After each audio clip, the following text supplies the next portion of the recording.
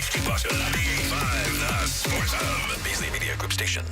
Sports Hub headlines. Presented by Celsius Energy Drinks. Patriots made a move to bring in a top wide receiver last night. They have signed former Minnesota, Buffalo, and Houston wideout Stephon Diggs. It is a reported 3-year, $69 million contract for Diggs with only $26 million guaranteed. He tore his ACL during Week 8 of last season, but according to ESPN, is on track to be ready for Week 1 this fall. In other NFL news, the New York Giants have signed free agent quarterback Russell Wilson to a 1-year contract worth up to $21 million. In hockey news, a surprise for the Bruins yesterday. Charlie McAvoy was at practice with a red non-contact jersey on. He suffered a shoulder injury and wound up in the hospital with an infection a little over a month ago. The Bruins road trip continues tonight as they visit Anaheim. Ryan Johnston and Bob Beers have the pregame at 9:30 and the face-off at 10 here on 98.5 The Sports Hub. The Bruins have lost 6 in a row. Celtics, meanwhile, will be in Phoenix tonight. The Green have won 5 straight, but Jason Tatum is listed as doubtful for this one after spraining his left ankle in Sacramento 2 nights ago. Grandy and Max have the pregame at 9:30 and the tip-off at 10 over on 105.7 WROR. And in baseball news, the Red Sox wrapped up their preseason with a 12-8 win in Mexico over the Sultans. The Sox will open up the regular season tomorrow afternoon in Texas against the Rangers. Also, Alex Cora officially named Aroldis Chapman as closer and said Sean Newcomb is more than likely his 5th starter. Sports Hub headlines are brought to you by Valvoline Instant Oil Change. Enjoy quick and convenient vehicle maintenance this month. Visit NewEnglandOilChange.com for 15% off your drive-through oil change at Valvoline Instant Oil Change, the official oil change of busy people. I'm John Wallach on Boston's Home for Sports, 98.5 The Sports Hub. Your next update at 6:30. New England plays here. Down the right side, there's a separation. Yeah. Touchdown pass. Yes. Perfect dive from Drake May. 98.5 The Sports Hub. Ladies and gentlemen, I need all of you to stop what you're doing and listen. Toucher When has that been necessary to fact check? and Hardy I am not known as Mr. Fun. on 98.5. Hey there. Sarge GPT going up. Let me hear you say, boo, boo, boo.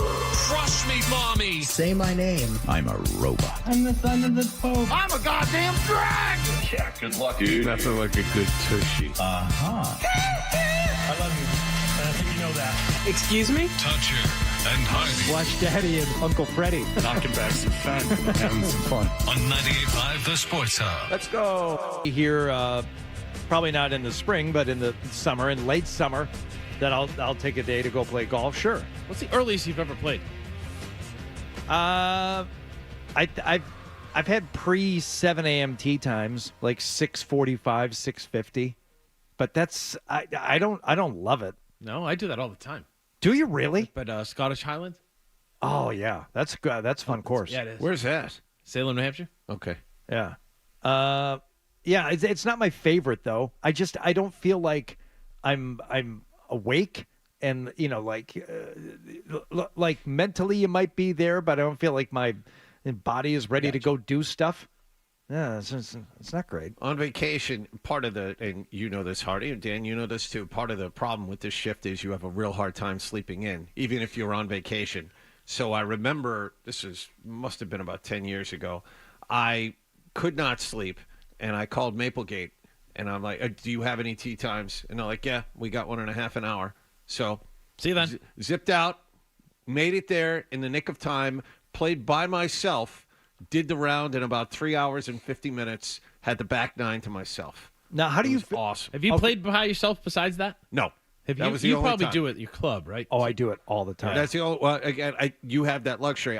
You try and get on, and it was just perfect. I was there so early they were changing the holes on the greens while I was sitting there waiting in the fairway. It was great. Tapping your foot. Yes. Said, let's go. Let's go. Hurry up. That's you, not John. No, I'm not going to get out there early and do that. This is one of my favorite things. Is in the summertime. Done with work, especially with this show now, for hours. And the days are so incredibly long when you're working this show. Like, every day feels like 2 days. because you get up, you have a day of work, Loving it, huh? right? Yeah. This was really a sound decision on my part. This You taking have aged. freaking years off my life. like the president. doing this. Yeah. First thing that I ever was told my first couple of days working this job, Crash, who was here, said this job will take years off your effing life. Yeah, And yeah. I was like, I had no idea what he was talking about. Took me about a month to realize it. Yeah, but you do it, and then it's like maybe you have a meal of food, and then you go back to sleep, which I have gotten down to about, for the most part, like 20, 30 minutes is man. like all I need during the day. Yesterday, that's good. yesterday it got all screwed up though because You had to go to the airport. well, that just That's what it did. It takes the day. You got to write that down. It's the entire day, and you got to go to the airport at some point. Did you have to drive there? No, I had to take a car to the Gotta airport. ride. And it's like bang in. Then we had to turn around and come back. Yeah. How far away is it? Hours? It's like 20 minutes. Yeah. It's like 20 minutes from here. I can't work. I got home, shut all the curtains. Yeah. I was out like a light. No, my daughter came home early because she had a dentist appointment, and my wife works from home a couple of days a week. And the days when I'm home sleeping down, in the dungeon, she's very, very considerate. She won't even so much as set foot in the kitchen, which is above, right above where I'm sleeping, because you hear things, and even just, you're trying to nap and just my daughter, even if she knew, she wouldn't care.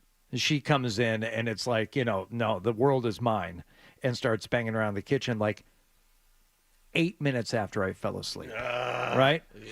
So then she left, but then I fell back asleep for 45 minutes. And that just, that blew up the whole day. So now I'm not, I didn't get up until 2.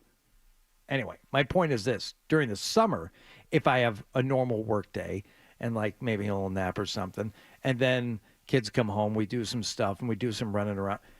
By 6 o'clock, I'm like, all right, well, I'm not tired because I took a nap earlier. I've already been up for 14 hours minimum, but now what? Oh, I can go play 9. And you do that? Yeah. So I'll run over to the golf. It'll be 6 o'clock, late June or July, and say all right, I'm going to go play, and I'll be back home inside of 2 hours. That's yeah. fantastic. I'll leave at 6 and I'll be home at 7:45 and just go and just head out there and walk. I can walk 9 in an hour and 10 minutes. How far are you from You play the by club? yourself? Yeah. Yeah, a lot of times. But if someone else there, I'm more than happy to play with somebody. But if I show up and I see there's no one on the first tee, and you can look down and see there's no one on 2, and maybe there's a group hitting the 3rd green, I'm like, oh, this is perfect. I'll tee off. I'll probably catch them by the 5th or 6th hole, and either join up with them or just. You'll play through? I don't generally play through. I just take my time. Okay. But for the most part, if you tee off at 6 o'clock, you're not going to have a lot of people in front of you because they're normal, and they won't tee off past 4 or 5 because they want to, or even 3 or 4 because they want to play 18. Not me. I got time for 9. I'll even play 6. I played by myself once. One time in your life? And for 15 holes, and then someone joined me. So it was when it was 2003, October of 2003. When was Grady manager? 2003, right? 2003, yep. They sent me down to where Grady lives. He was going to get fired, and I knew that he was going to get fired. Did he know? He had a strong inkling. Initially, no. Danny Right? finds things out. For example, when Dustin Pedroia won the MVP award, Dan just happened to be in Arizona. I know, right? to interview Hey, we're him. live here in Arizona State with Dustin Pedroia, MVP Dustin. Thanks for walking by. How you doing, buddy? 6 p.m. news, they flash the Dan, and they start the news. Dustin Pedroia, 5 seconds ago, has just won the American League MVP, and here's Dan live in Arizona at Pedroia's house. It was great. What are the odds? Hey, what do you say? It was great. So they That should be the name of your segment every night in the news. What are the odds with Dan Roche? so we knew he was going to get fired. Went down there on a Saturday or arrived early Sunday, and got word halfway through, probably about 1 o'clock, maybe later than that he was going to not get fired on Sunday because the Patriots, the Red Sox didn't want to do it out of respect to the Patriots who were playing a 1 o'clock game against the Dolphins. Yeah. So they were going to wait till Monday. So I was with a photographer who didn't play golf, and I said, you know what? I'm going to go to Pinehurst because that's where Grady lived. And I said, I'm going to go to the clubhouse. And I said, hey, this is my situation, blah, blah, blah, blah. I only have a couple of hours. What do you think? He goes, go down the street to Nevada Bob's or whatever you're going to do. Go get whatever you need there, glove, tees, Shoes. ball, shoes, whatever you need. Good. And he goes, I'll get you rentals. And he goes, I'm going to put you out on Pinehurst number 1. Okay. Which is the same layout as Pinehurst number 2, the famous course, but he said it's not as pristine, you know what I mean, not as well kept as that. And he said, I'm going to put you in a cart. You're going to be by yourself. And let's see, by then of daylight saving times, it switched, so it was dark earlier. He goes, let's see how many holes you can get in. And it was the best. Yeah. I played beautiful. 15th hole, this guy joined me that his wife had given him an anniversary gift or 50th birthday gift or whatever of a weekend at Pinehurst. And so he was by himself. We played the final 4 holes together. Did you make a friend? And we're coming up 18, and you can see that clubhouse just beautifully lit. And it was the most peaceful, serene round of golf. Beautiful. It's like the end of Bagger Vance. Jack Lemmon walking in the fairway towards the. awesome. He's dead, John. I thought you'd appreciate that too, Hardy. You didn't. He's dead. It's the visual party. It's the visual I was talking about. Not whether or not the character is alive. It's the visual. You want Dan to die? No. Okay. Love Dan. How about going to the movies by yourself? All the time. All the time? Well, see, my days off are, Monday, Tuesday, sometimes Tuesday, Thursday. So, my wife and the kids were at school. And my wife was at work. So I would go trench coat, 10 a.m. first show, matinee, front row, box of popcorn. Trench coat. I hope Joe Geese is awake. Nothing on underneath and just enjoy the show. Box popcorn with a hole cut out in the bottom. About the size of a $50. That's morning. all you need. Morning, everyone. Morning. Hey, buddy. But I used to get to know the AMC Lowe's in Methuen. I used to get to know the general manager, and because I would go all the time by myself, and I'd say to her, well, hey, what's good, what's not good, what have you seen, what don't you like? And I'd watch a movie.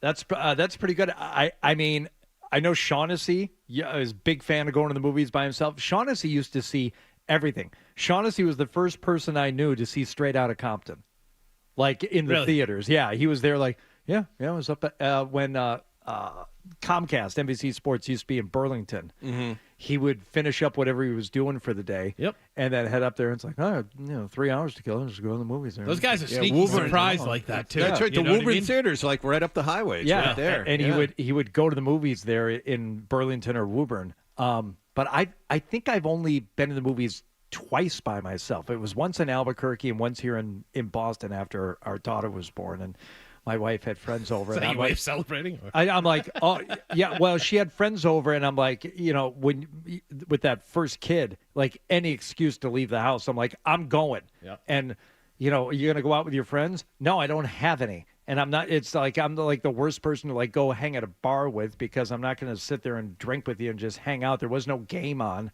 so I went to the movies. But I think what'd you see? There Will Be Blood. Really? Yeah. Okay. Or maybe I went to see No Country for Old Men. It was one of the two at the time. It was something that my wife had no desire to see. Right. I get that a lot theaters. too. Yeah. My wife will say, "Go see it by yourself." I'm not going. I don't want to see that. Yeah. And I would go. Oh, but can I tell you, there haven't been any good movies in the movie theater for 6 months. It's been bad. So there's one that I want to see right now. Is it? And I hear it's like 90 minutes long. Black Bag, something like that. It's the couple that are both spies. That movie. Oh yeah. What's that one called? Anybody know? Remember. No. New spy movie? No. But I think the one I saw in Albuquerque was Dead Man Walking. Again, I didn't have anyone to go see it with, and I read all these reviews. That movie will put you in a weird headspace. The Sean Penn and yep. Yeah. Yes. It's a really don't go see weird movies. It's a really good movie. That makes you feel even worse when you get home. Well, not even when you get home. You're just walking out like, wow, I'm oddly depressed and in a really strange headspace. I wish I had someone to talk to about it, but like a loser, I decided to go to this movie by myself. Black Heat? Black Bag, I think. Oh. I think I had it right the first time. That's the one. I'd go see that. Disney Snow White was a disaster, I heard. Why do they need another Snow White movie? Haven't they made a bunch of them? No, they're taking the movies that were animated and popular and making them into kind of a real. So this isn't any kind of a retelling, but it is. See, they went really weird with the script. They didn't follow the script. So like, why do it? If you see Aladdin, it's pretty much just like the cartoon or the animation. Will Smith in the Same Robin thing with Williams Lion Role, King. always a throw. But Will Smith was good in that role. No, he wasn't. He was not good in that John. role. Not good. If you can put it behind you that's Will Smith, I thought he was really good. You see, other than ignoring the fact that the star is in front of you, it was fine. I find Aladdin to be culturally offensive. Of course you do. I've never seen it, but I think just the fact that they were trying to exploit the make a man come out of a bottle. Yeah, all that stuff.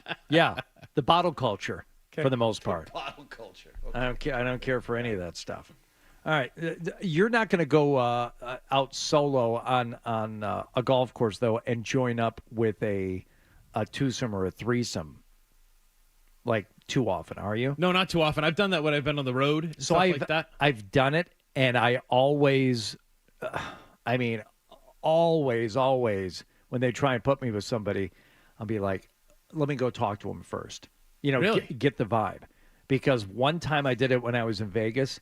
And they said it was fine, and I could tell 2 holes in that these guys just wanted to be out there, like, doing their own thing. Yeah, and that's happened to me, too. And after they don't talk to you. After 9 holes, I bailed. Yeah. And they're like, and they didn't say anything. It's like I felt like such a jerk for messing up their day. And, whatever. It's not the worst thing in the world. And I wasn't talking their ear off. I wasn't being a pest. I wasn't playing, much different than they were. But you want to go out with your buddy and play 9 holes, and then some random stranger shows up. I've had the opposite happen where there's 2 of us, we go out and play a lot, and you get 2 people that join you. Yeah. Most of the time, it's fine. It's great. Other time, it's like... I would say 90% of the time it's fine. Yeah. When you get a couple, you're like, I hope they stop after 9. I hope they're only playing 9. Yeah. If they're slow or something like that, that's what just drives me crazy. Well, that's when I do the passive-aggressive stuff. I'll just start walking up the fairway. I don't play like... obnoxiously fast, but I keep things moving. Same. And if you're like standing by your ball, I'll start walking, even as you're getting ready to hit. If I'm far enough away, I'm like, I don't need to stand here for this. Yeah. You know what they are experimenting with? Single rider golf carts. Yep. Which is, I don't think it's how it was during COVID. Well, except these are only built for one person. Oh, yeah, I've seen those. Yeah. It's not like, the little motorbike. It's not, and they do a lot of those things too. But these are tiny golf carts for one person, one bag. Everybody gets their own cart, and they're saying at the courses where they're trying it, it's speeding up play by like 20%. That'd be great. Yeah, because everybody just go to your ball. Everybody go to their ball, and you're ready. Play ready golf at all times, and you don't sit there and. I don't like it because half the part of playing golf is out there and socialize. Well, you know what? Join a sewing circle. There's no if you want to socialize. Perfect, because how often you play with a guy and he wings it into the trees on the right and you're all the way over on the left and you hit your ball and then you have to cross all the way over the fairway and wait for that guy. And meanwhile, you're back on the tee waiting. Oh Jesus! All right, good. The guy parked in the middle of the fairway. We're waiting for this guy to find his ball. It would cut down. That's a brilliant idea. Well, I love that. That's what I say to people, too. It's like if they're against it, I'm like, do you ever walk when you play? Because every once in a while, I walk probably more than half the time when I play. And you'll have conversations briefly with different guys as you're walking up the fairway at the same time. But for the most part, you're doing something together but separately. Everybody is walking off on their own. Yeah. You reconvene on the greens and the tee boxes. That's enough socializing. Have you seen the comedian? What are we out here to do? There's a great comedian out there who says that same thing. He goes, "I'll come home and I'll say, your wife will say, hey, you played golf with John Wallach today, huh? How's John? How's what? I don't know. I don't know. I think that's Nate Bargatze. Yeah. No, I think you're right. It is Nate Bargatze. Yeah. It was so funny. Well, his wife just had a baby. I didn't know he was married. We never talk about it. It's true. You golf and you don't ever really talk about life. You know what I mean? No, and I know some like oddly intimate things about some of my golfing buddies, but I couldn't tell you their kids' names. Right. And they couldn't tell you mine. It's not what we talk. It's not that it's not important. It just doesn't come up. Yep. Yeah. Who knew? All right. Lot to get to on what happened last night. Lot to get to on the show here today, just in general. Dan brought another game because That's what Dan does. well, that's what when he's filling in for Fred, he does all the things that Fred does. He shows up real early. He comes in with a positive attitude, a lot of energy. He booked a guest. Again, all things that Fred would do. Ian Eagle is going to be on the show this morning. Did you know that? I did. John the Eagle Wallach? I did know that. I'm Ian looking Eagle. forward to it. 8:40, we'll call it this morning. Chris Forsberg is going to be here. We think Jaffe is going to be here. He's ghosting Adam 12, so we're not sure. But we got plenty, and we'll find out what happened last night. Next, here on Toucher and Hardy, which is brought to you by FanDuel Sportsbook. Make every moment more with FanDuel. Stay tuned.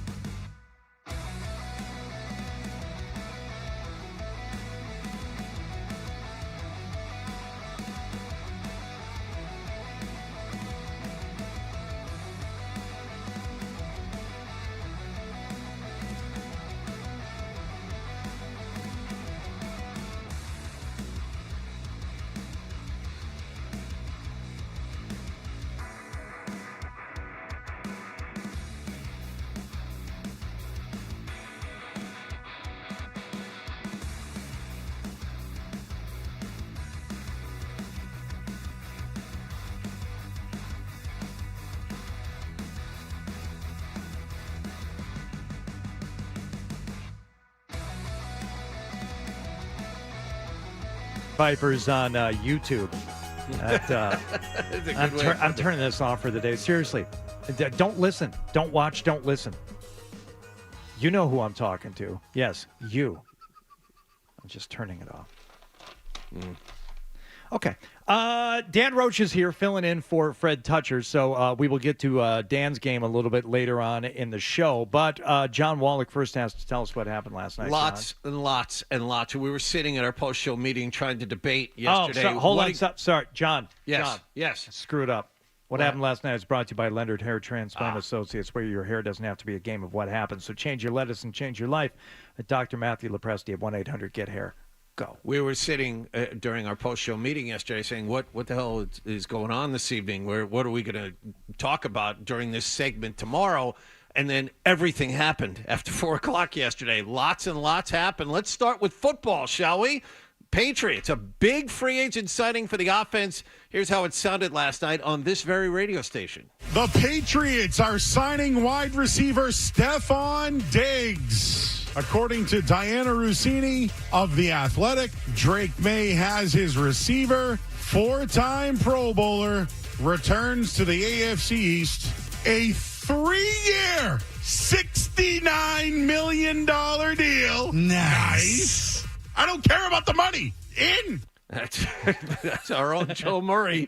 Very excited about this signing. 31-year-old Stephon Diggs, a wide receiver coming off a torn ACL, 3 years, $69 million, but only $26 million guaranteed. He tore an ACL in Week 8 of last season, but according to Adam Schefter, after the signing was announced, he is tracking to be ready for the beginning of the 2025 season. Phil Perry was on NBC Sports Boston last night, and I guess you could say he's not quite a fan of this. Worked hard, practiced hard, was a great teammate, and you're hoping he brings all those things to your locker room as well. He's also going to bring some professionalism, somebody who knows how to work on his craft to a receiver room in desperate need of those things. And this is a big number. I can't get past the salary, the number of guaranteed dollars. I mean, they blew this guy out of the water, is my guess. It's a good deal for the Patriots. I disagree with Phil. They didn't have to spend top wide receiver cash to bring him in. He's far better than anyone else that they have at that position. The money doesn't bother me. And, guys, if he decides to be a leader,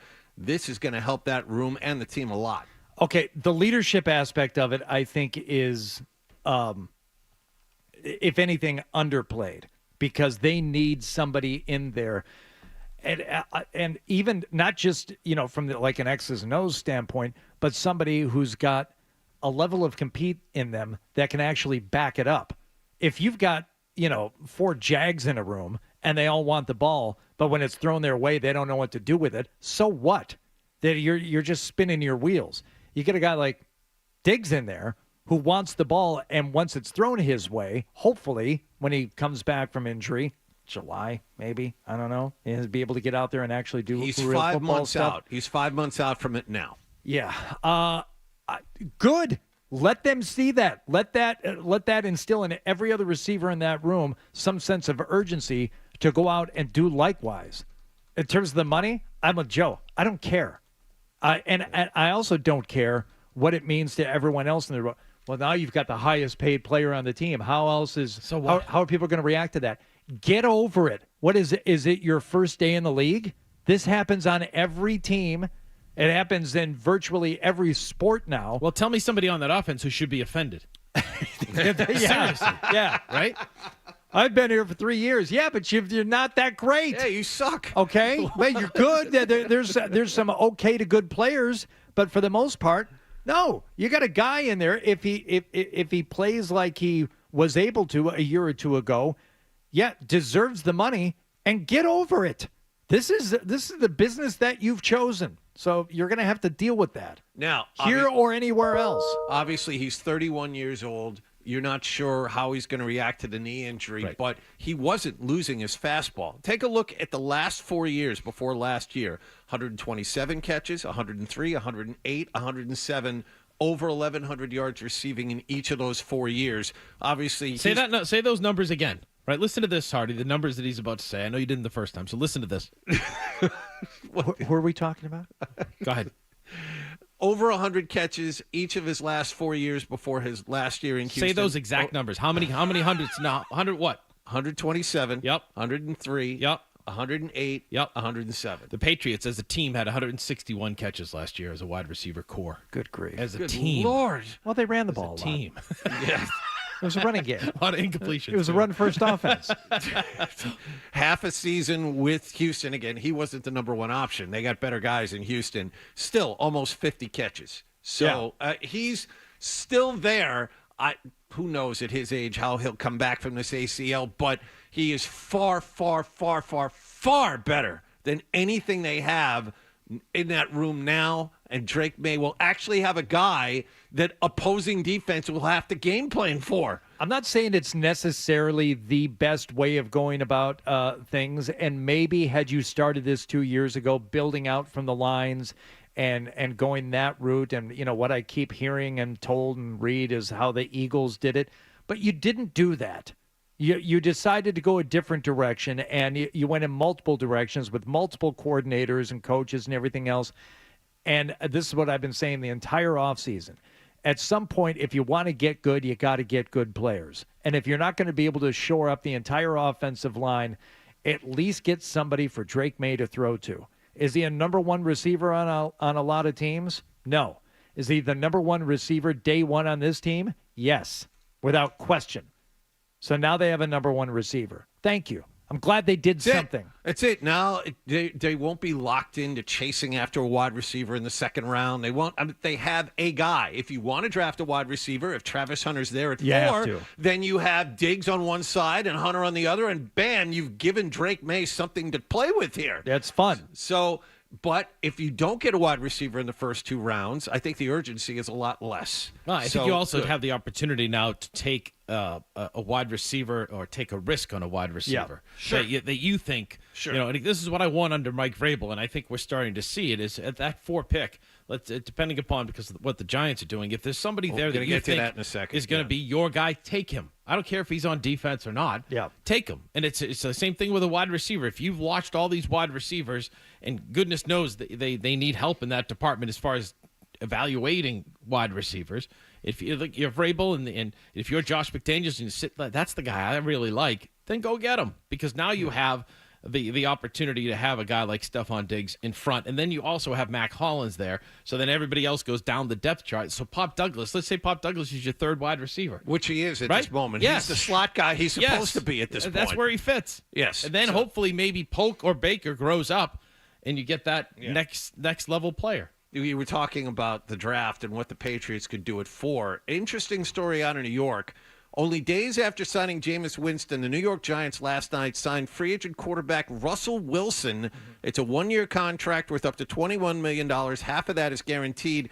Looking at it immediately, you would think that effectively closed the door on Aaron Rodgers going there. And in Patriots-related news, it appears to close the door on the Giants taking quarterback Shedeur Sanders at 3 and giving the Patriots a chance to grab either Abdul Carter or Travis Hunter at 4 in the upcoming NFL draft. But listen to this from Adam Schefter yesterday morning. He recorded this at 9 a.m. before the Wilson signing. Let's live in a universe here where Russell Wilson picks the Giants. I still think with Russell Wilson and Jameis Winston and Tommy, I still think the Giants may go ahead and take Shedeur Sanders at number 3. Whether they sign Russell Wilson or Aaron Rodgers, I don't think it changes anything. This team has struggled at that spot, and if the Giants love Shedeur Sanders enough at number 3, I still think that Shedeur Sanders would be the pick if that's who they believe in. That's fantastic news. I never thought that they would do that, but Adam Schefter seems to think so. Okay. So fantastic. Now, well, does he really think so? And let's not confuse Adam Schefter's could be's in his own head with news. Realistically, logically, do you think there's any way, Jameis Winston, whatever, but if you then go out and get Russell Wilson, are you going to use your 3rd overall pick, their 3rd, right, Giants? Yes, right in front of the Patriots. And get another quarterback after you just signed Winston and Russell Wilson? I wouldn't do it, and the only reason you just said, John, no chance. There's no chance. I don't know about that. It just depends on who's running the show, like how far up, right? Because the general manager and the coach, Daboll, they're fighting for their jobs, right? Okay. They give them 1 more year. If somebody in that organization, ownership or something, says that we need a franchise quarterback, we don't have one, you have stopgaps in these 2 guys, what do you say we take the pressure off this pick in Shedeur Sanders, much like Drake May, and we bring him in here? And then all hell breaks loose. It's going to be fun because Wilson and Winston will throw interceptions and what have you, and they'll be begging for Sanders. And Sanders, all his people will be begging to put him in. But I still, it wouldn't surprise me because, again, we talked about this the other day. You need a franchise quarterback in order to be successful. In order to win championships in the NFL, you need that guy. And if somebody in that organization higher up thinks that that's that guy, I don't know. Might happen. I just can't see it with both Winston and Russell Wilson there. You know, I look at Jameis Winston. How long do you expect both those guys to be there, though? Well, I think of Jameis Winston as Jacoby Brissett. Okay? Right. Right? Think of it as a guy, it's like, oh, he can play and he can go out there. He's not your long-term solution, but if you draft the guy, then but you've got Russell Wilson also, so they don't even both have to be there. If you've got Russell Wilson there, then that's going to be your guy. He's going to be your quarterback. Yeah, Russell Wilson just got out of a quarterback controversy in Pittsburgh. He was dealing with Justin Fields all season in Pittsburgh. Do you think he would have signed back with the Giants if he wasn't guaranteed the starting job? He was also a disaster down the stretch for the Pittsburgh Steelers. He just needed to make a play or plays and didn't. I think that they gave up on him. The final 5 or 6 games, they had so many opportunities to advance and just be in a better position than they did with Wilson at quarterback. And Tomlin gave him the trust. And the whole group had the trust of Wilson, and he just couldn't come through for them. I think they gave up on him. Maybe that's the plan, and they're just going to cut bait with Winston, presumably, and still draft Shedeur Sanders and have him wait under Russell Wilson. And I don't think any of us feel that Russell Wilson is going to lead them to the promised land and help dig them out of the hole that they've dug for themselves. So do you think they'll take Hunter then? Right? Is that maybe the MO of the Giants in that situation now? Sure. Because of what they've done? Yeah. Right? I would think so. Yeah. Or Abdul Carter if he's sitting What would there. you do? I'd be tempted certainly to take Hunter because you need a playmaker now to go with your quarterbacks, right? Yes. You have Neighbors. You put Neighbors and Hunter on that wide receiver core. I think it takes pretty good. I think it takes the pressure off. Take Genty. It takes the right. It takes the pressure off of drafting Shedeur Sanders as your believed to be new franchise quarterback, because I don't want to do that either. Now help me, guys. Who's to say that on draft day I really don't. People don't call the Giants that are in desperate need of a quarterback? Who's out there that's still? I mean, Tennessee has been the talk. Vegas. Right? Vegas. Do they not call to try to get up to 3 now? Vegas has Geno Smith, but he's not their long-term solution. They just want Geno But Smith neither one of these in. guys are either. Are you talking about calls them on draft day so they can get Shedeur Sanders? Yeah. Again, I don't know if he's worth moving up for. Who is Hardy? Who out of the quarterbacks that we see drafted in the top 10, it's still hit or miss. You don't know. But you can't. You don't give up. You don't give up draft capital for this year, the next, and the next in order to get Shedeur Sanders. You have to. You don't know. Then why is he even rated? If you're saying that you don't get it, we don't know that. We don't know that he doesn't have some genes from his dad or whatever, and that goes to that next level. But is even better than he was in college because he has that factor. You need to find that. Here's the thing. They interviewed Shedeur Sanders during the combine. And Shut up. This is what he said. He said, you know what? I'm aware of my physical shortcomings. I don't have a cannon. I'm paraphrasing. He knows he doesn't have a big arm. He knows he can't run away from people. But he said his superpower is like Tom Brady. He stays 2 or 3 steps ahead of everyone. He thinks the game out. Is that a guy at the age of 22? He's saying this, not at the age of 42. He's thinking has to outthink people at 22. Is that a guy you're going to spend a high draft pick on? Yeah, somebody who doesn't have the physical skills to go out there and do it. But if I'm in charge, no. I see the field. But great. But we see that all the time. Though we saw it with Zach Wilson. Are we all convinced that Caleb Williams is that franchise quarterback? Yes. We don't know that yet. He has amazing physical tools. But he has great skill players around him. On the He's field a rookie. all the time. Well, which side are you arguing? Yes, we see it all the time with Zach Wilson. And, guys drafted that high, that pan out or don't pan out. And I'm saying if people have noticed what happened with guys like that with Zach Wilson, they're not going to move up to take Shedeur Sanders. You have to, Hardy. The only way to win a Super Bowl in the NFL is if you have an NFL head coach, a great coach, and a great quarterback. But the teams looking for a quarterback are not thinking about winning the Super Bowl anytime soon. No, but you have them there for 10 years. Like that's the idea of getting that franchise quarterback. Why is Russell Wilson still employed? Because at one point he was a very good quarterback, and they're hoping that he can recapture it. I don't know that anyone ever said Russell Wilson just isn't the guy and he stinks. There's plenty of people who look at Shedeur Sanders and say, yeah, he's not the guy. Yeah, but there was plenty of people that looked at Zach Wilson and said he might be the guy. There's plenty of people that looked at Caleb Williams and said he's definitely the guy. We don't know that yet, but you have to find that. Hold on. Do you want me to break? Is that what this is? That's what that was. Pencil sharpener, Hardy. Oh. Dan doesn't know the cue. Sorry. So that's okay. All right. We'll be back.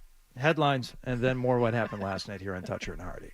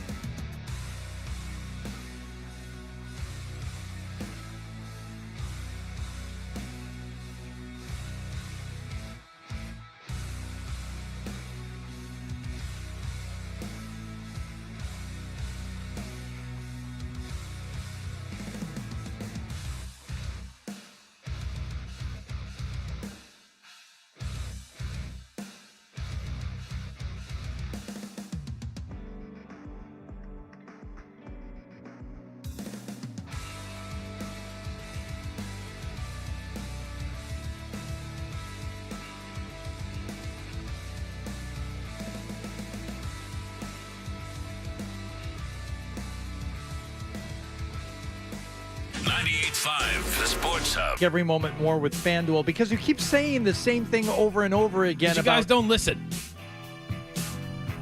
All right, let's go on. We'll talk about it at 7.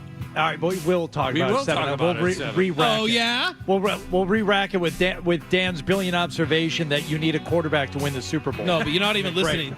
Again, you're making it simple, stupid. I'm trying to listen, but that's what you said more often than anything else saying it, in your you're not diatribe. listening.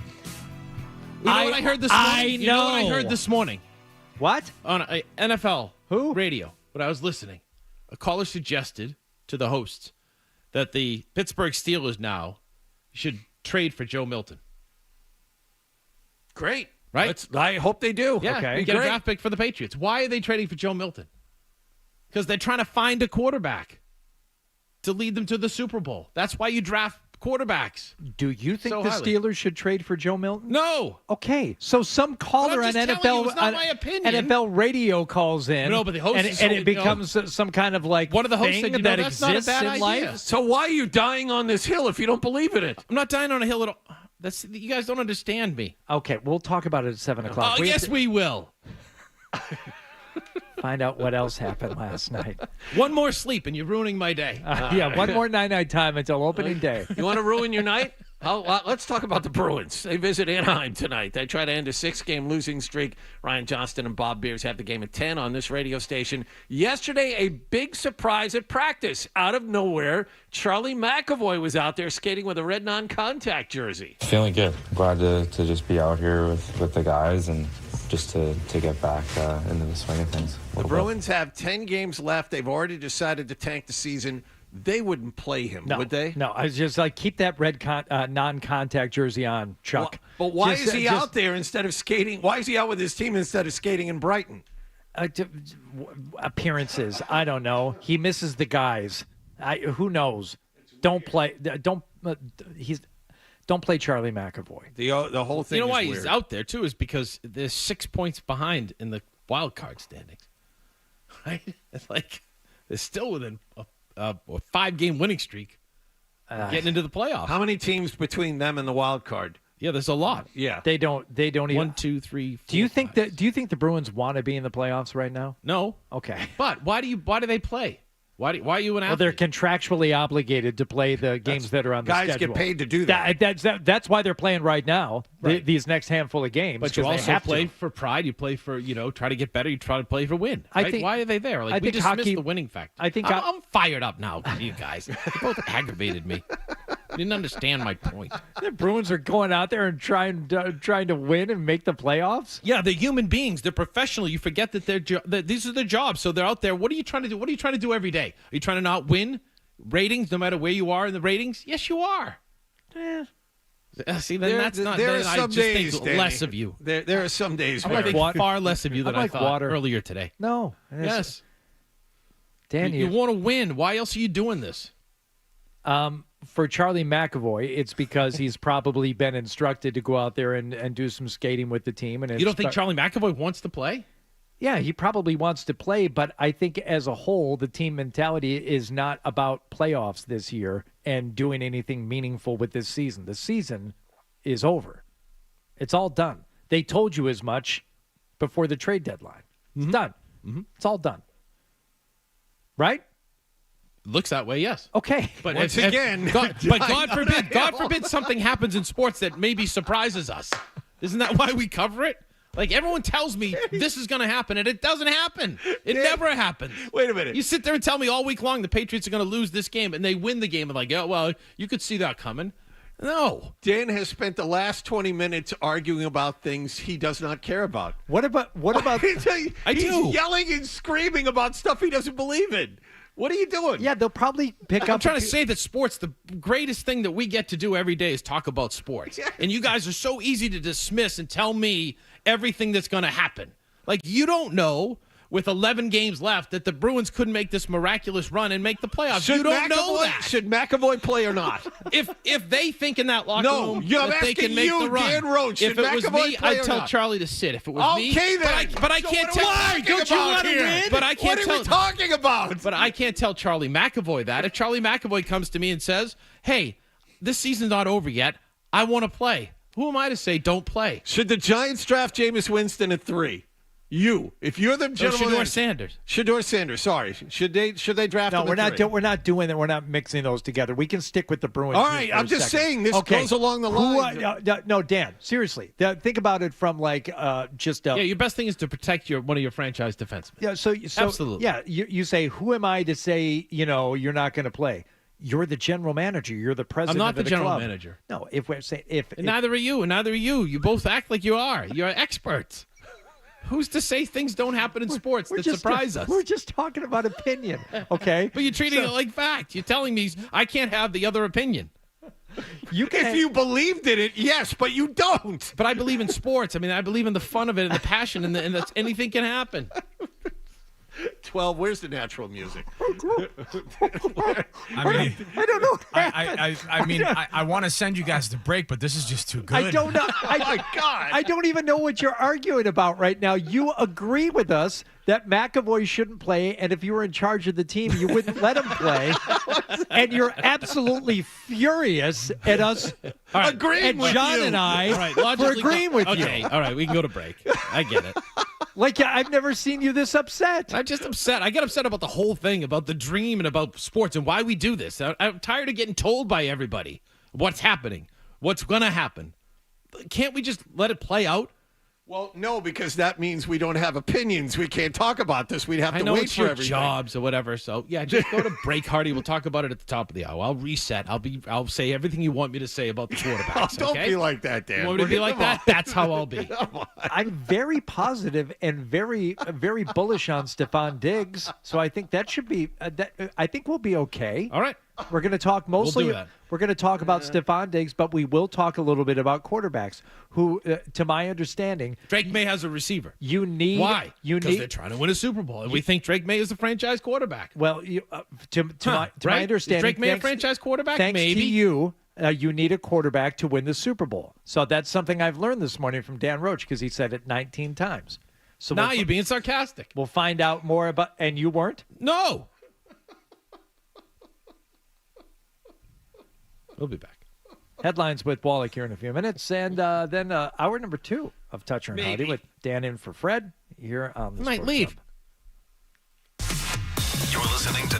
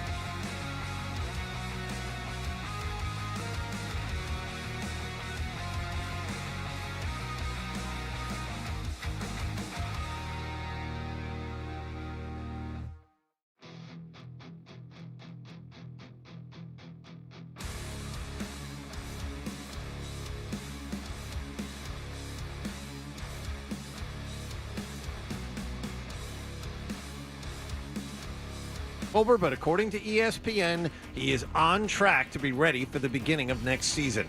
The New York Giants last night signed free agent quarterback Russell Wilson. It's a one-year contract worth up to $21 million, half of which is guaranteed. The Bruins welcomed Charlie McAvoy back to practice yesterday. He was wearing a red non-contact jersey, but he was out there a little over a month after injuring his shoulder during the Four Nations face-off. Bruins will try to end their 6-game losing streak tonight when they visit Anaheim.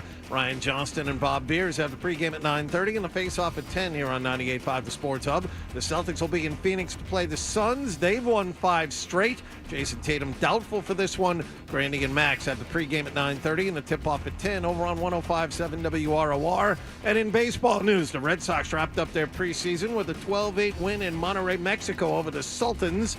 Rob Refsnyder, Kristen Campbell, and David Hamilton all homered. Sox regular season opener tomorrow afternoon in Texas against the Rangers.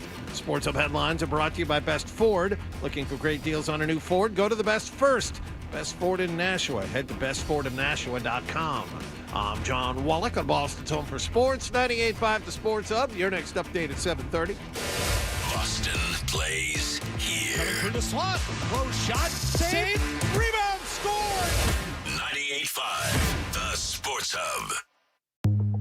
Fred describes himself in 7 words. A guy in tights and a cape. And Hardy with blunt honesty. I am not known as Mr. Fun. Dutcher and Hardy continues on the Sports Hub. Worked hard, practiced hard, was a great teammate, and you're hoping he brings all those things to your locker room as well. He's also going to bring some professionalism, somebody who knows how to work on his craft to a receiver room in desperate need of those things. And this is a big number. I can't get past the salary, the number of guaranteed dollars. I mean, they blew this guy out of the water, is my guess. Great pull, Adam 12. Nice edit, too. Is that your edit? That's my edit. Wow, that is solid. Thank you, Hardy. Love it. All right, so it's Toucher and Hardy here. Dan Roche, all fired up in for Fred today. 2 clarifications we need to make before we get back into the Stephon Diggs conversation. Number one, we're discussing the idea of not knowing things about your friends earlier in the show, and a comedy bit that we attributed to Nate Bargatze. We're being told by many it is actually Brian Regan. Oh. So apologies to Mr. Regan. And that was number one. And number two, Dan, you have a clarification you need to make also. Oh, that's right. I do. About the upcoming nuptials. I made the mistake the other day of talking about my daughter's wedding, and you'd like to apologize, and you'll never mention it again. I know that too. That's probably the safest route. I said it was a cash bar. I'm confused about. You never said it was a cash bar. Really, people took it that way. Though, talked to my wife at work, and they were like, "Oh, you guys are having a cash bar." And it's not a cash bar, right? It's an open bar. Okay. Okay. For all the whatever number we're at now, 200 and something people, friends of my daughter that are coming, you can get drunk. Right. On us. And look, Okay? it's conceivable, I would say, at any open bar that you're not necessarily going to have King Louis XIII cognac just, pouring out the bottles all night long. So there will be limits to the open bar. Yeah, none of that. What is it? Top shelf? Well, there'll be some top shelf. Oh, yeah? I would think. Okay. I mean, you're not going to serve all well drinks. Yeah. I mean, if somebody wants a Tanqueray and as opposed to the Gilby's gin, you'll be able to get that. Sure. Or Ghibli's. Ghiblis. Yeah. All they right. They can have a Tanqueray. Yeah, whatever and they tonic. have. All I said was maybe later on in the night, it's going to go down to beer and wine. That's fine. Yeah. I think that's okay. Okay. I said, do you have Diet Coke? The lady said yes. I said, good. Okay, and that's all you want. Yeah. Mm-hmm. All right. So it is an open bar for Dan's daughter's wedding in July. Congratulations once again. Uh-huh. And it was Brian Regan's joke, not Nate Bargatze's. Now, the numbers for Stephon Diggs. Let's talk about it briefly here because for the most part, I don't care. Dan, I don't think you care what the Patriots are spending on him. John, do you care? No. Okay. No, I think who cares that they have money to spend? And I don't think it's an exorbitant amount of money. You're right. It's not. It is a big number. I want to know what year two is. It's a big enough number. I want to know what year two is. What's the numbers again? It's 3 years, $69 million, but only $26 million guaranteed, which means this is insurance against his knee. Okay, so if it were just a normal contract the way the rest of the world works, he'd be getting $23 million a year, but it's 26 guarantee, and there are safeguards in place, blah, blah, blah. It is a far cry from what people were hoping that it could be something along the lines of 17, 18 a year that you were going to be able to get him for. That's not the case. What the Patriots are paying now is the suck tax. Well, and what do we talk about all offseason? You might have to overpay to get guys to come here. Yes. Right? And the now, other part of that is, too, I want to see what year 2 is and how much of that is guaranteed, because I think, you don't want to hear it, but I think it's a 2-year project to get them to where you want them to be as a football team.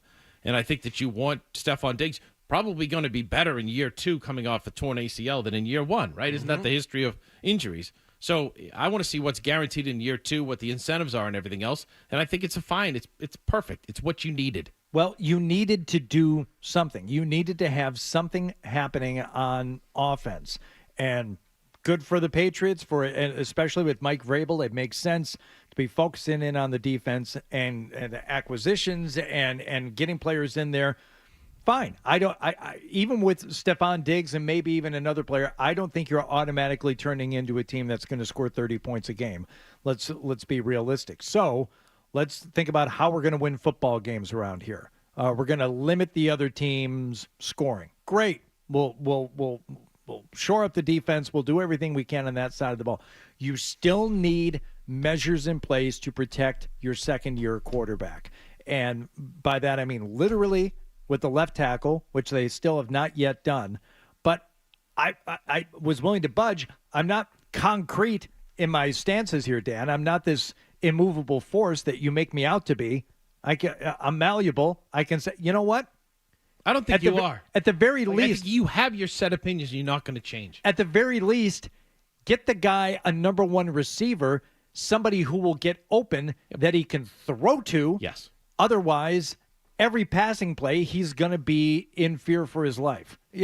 People have real short memories around here. It's like, oh no, they can't afford to do this, and you don't want to get this receiver, and you don't want to spend that money on a left tackle for this guy. The guy was concussed twice already.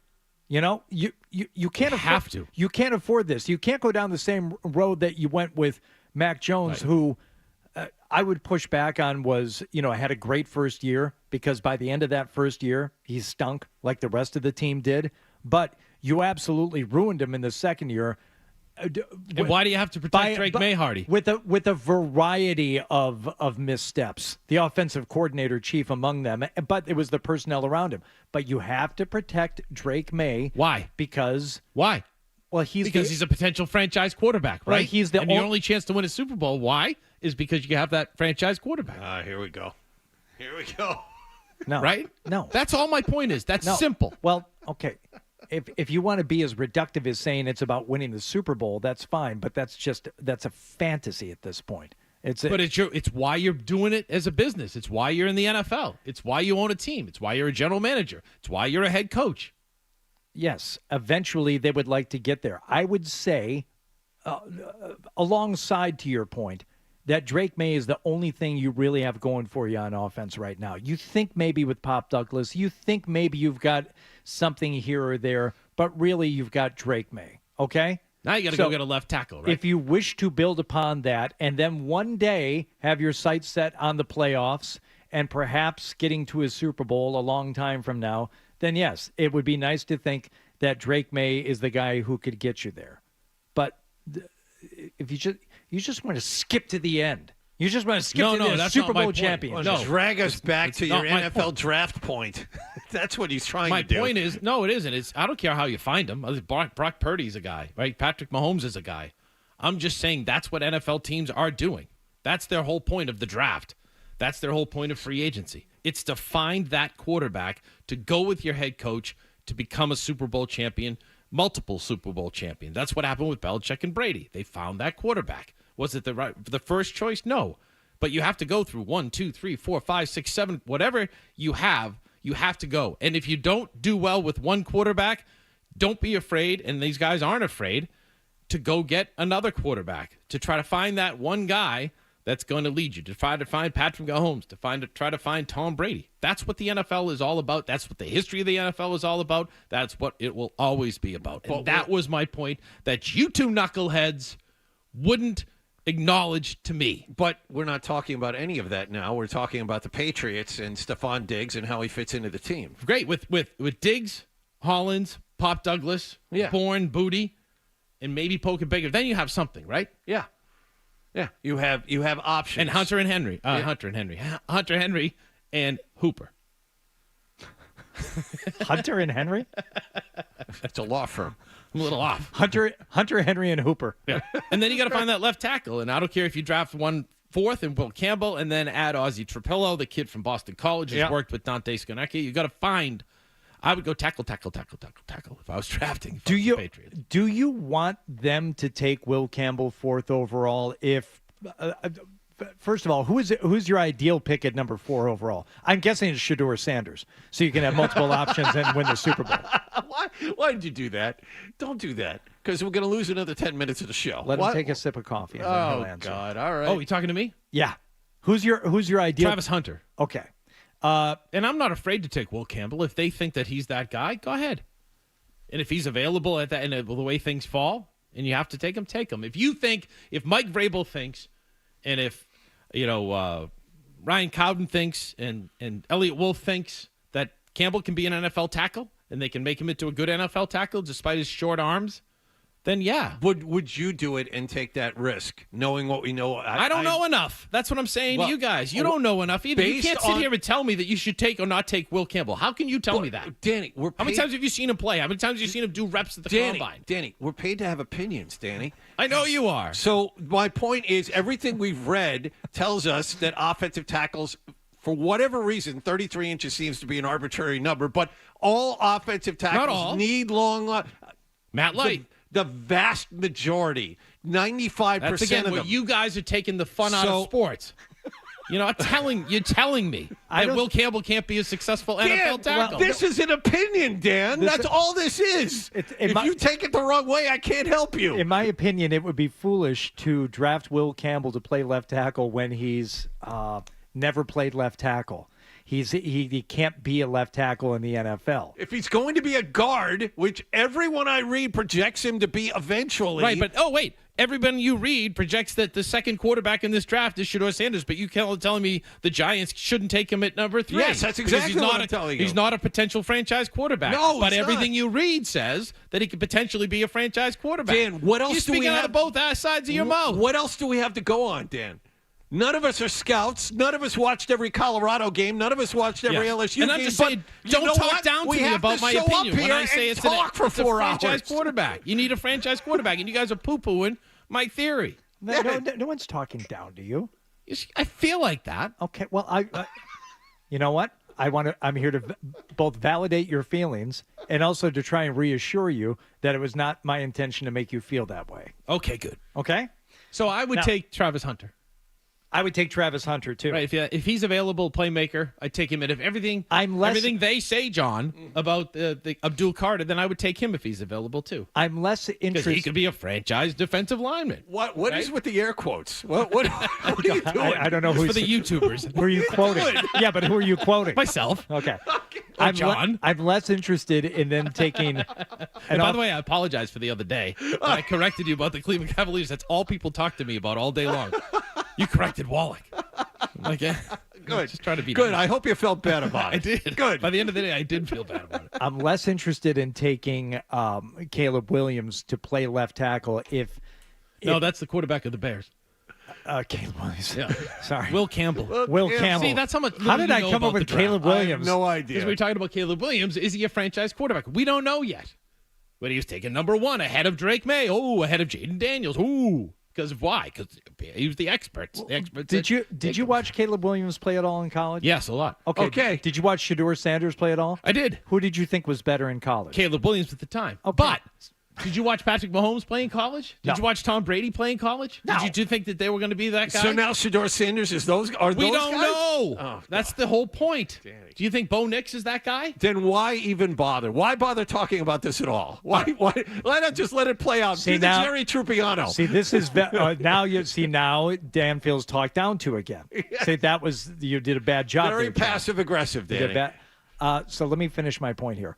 I am less interested in taking Will Campbell at 4th overall if there is a huge question, not my question, and my question would be, well, what kind of left tackle is Will Campbell right now? Can you answer that for me, John?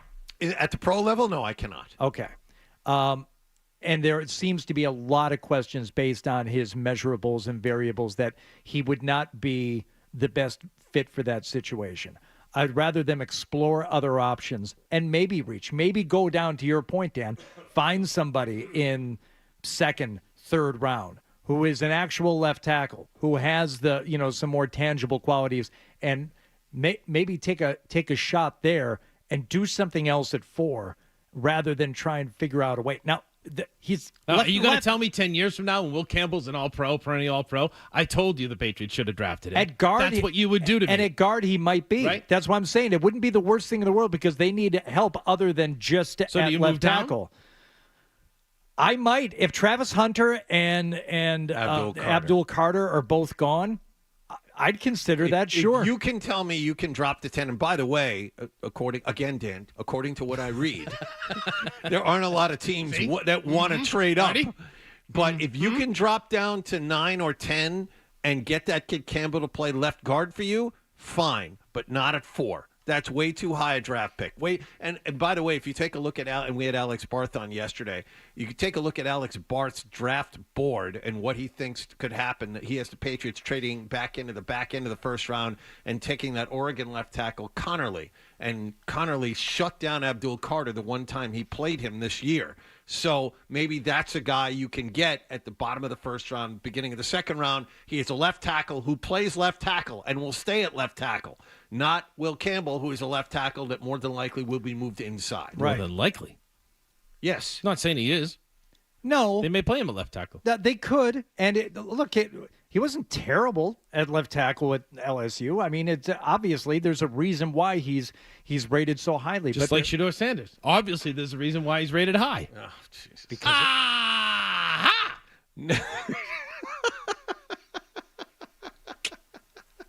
we weren't talking about Shedeur Sanders at all.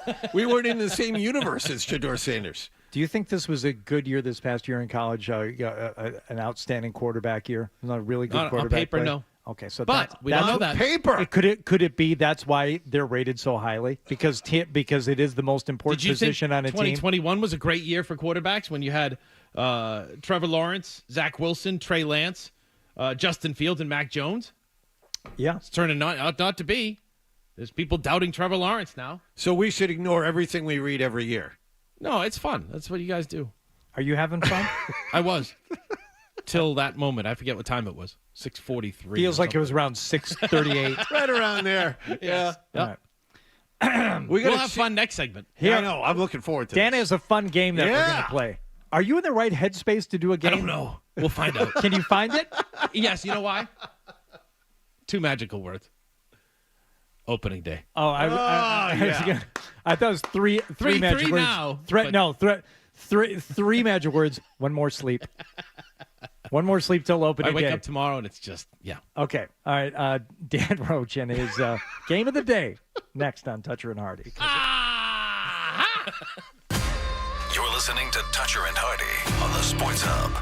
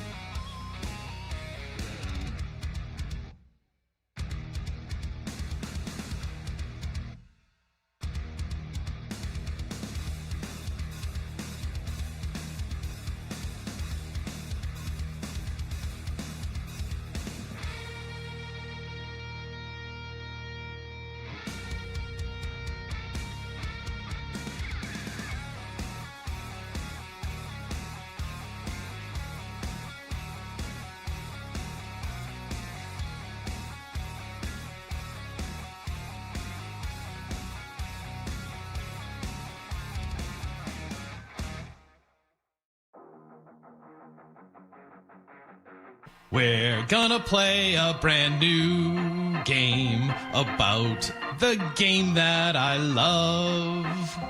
We'll quiz John and Hardy about Sox openers. Have a good time. Chuckle and talk ball, 'cause it's the best day of the year coming. Where Thursday is the great day. 'Cause it's me, John, and Hardy playing a baseball game. We're playing a game. Dan Roche is here filling in for Fred Toucher this morning on Toucher and Hardy. This hour brought to you by FanDuel Sportsbook. Make every moment more with FanDuel. What's the first song you taught your kids? It's probably something like grunge rock. Guitar Fest, like Fred. Guitar Wars. Hi, Fred, if you're sleeping. Sorry. Oh, no. Shh. He went night-night hours ago. Had to get up early. Couldn't come to work. So Dan Roche is here with a game. Dan always comes armed with a game. Interesting rhyming pattern in that song, Dan. It was almost John Lee Hooker-like. A, B, C, A, C, F, B. L, B, G. Yeah. How long did it take me to do that, right? That's Nick. Yeah, it was good. He just did walk into the studio. It was really so good. Did it. So Dan has a game. I'm going to do horribly in No, this. you won't. You guys will do really well in this. No. It's easy. Wallach will do well. John will crush it. And I'll You have no sports knowledge and just opinions up down my throat. I'll do just well. I'll just take the L right now, because if we're getting into opening day starters and positions from the last 20 years, I mean, I have no chance. You look like Paul Molitor today, though, so that's cool. Yeah, you said that. I The Minnesota appreciate Twins it. cap. Yeah. Okay. Thank you. It's not a Minnesota Twins hat, but thank you. It looks like it, but it's not. All right. Dan, what do you got? Just got 5 questions. Okay. Easy. All right, let's start with the first one. This Red Sox outfielder became the first player in Major League Baseball history to hit the first pitch of a season for a home run. First pitch of Major League Baseball's season for a home run. And I saw it.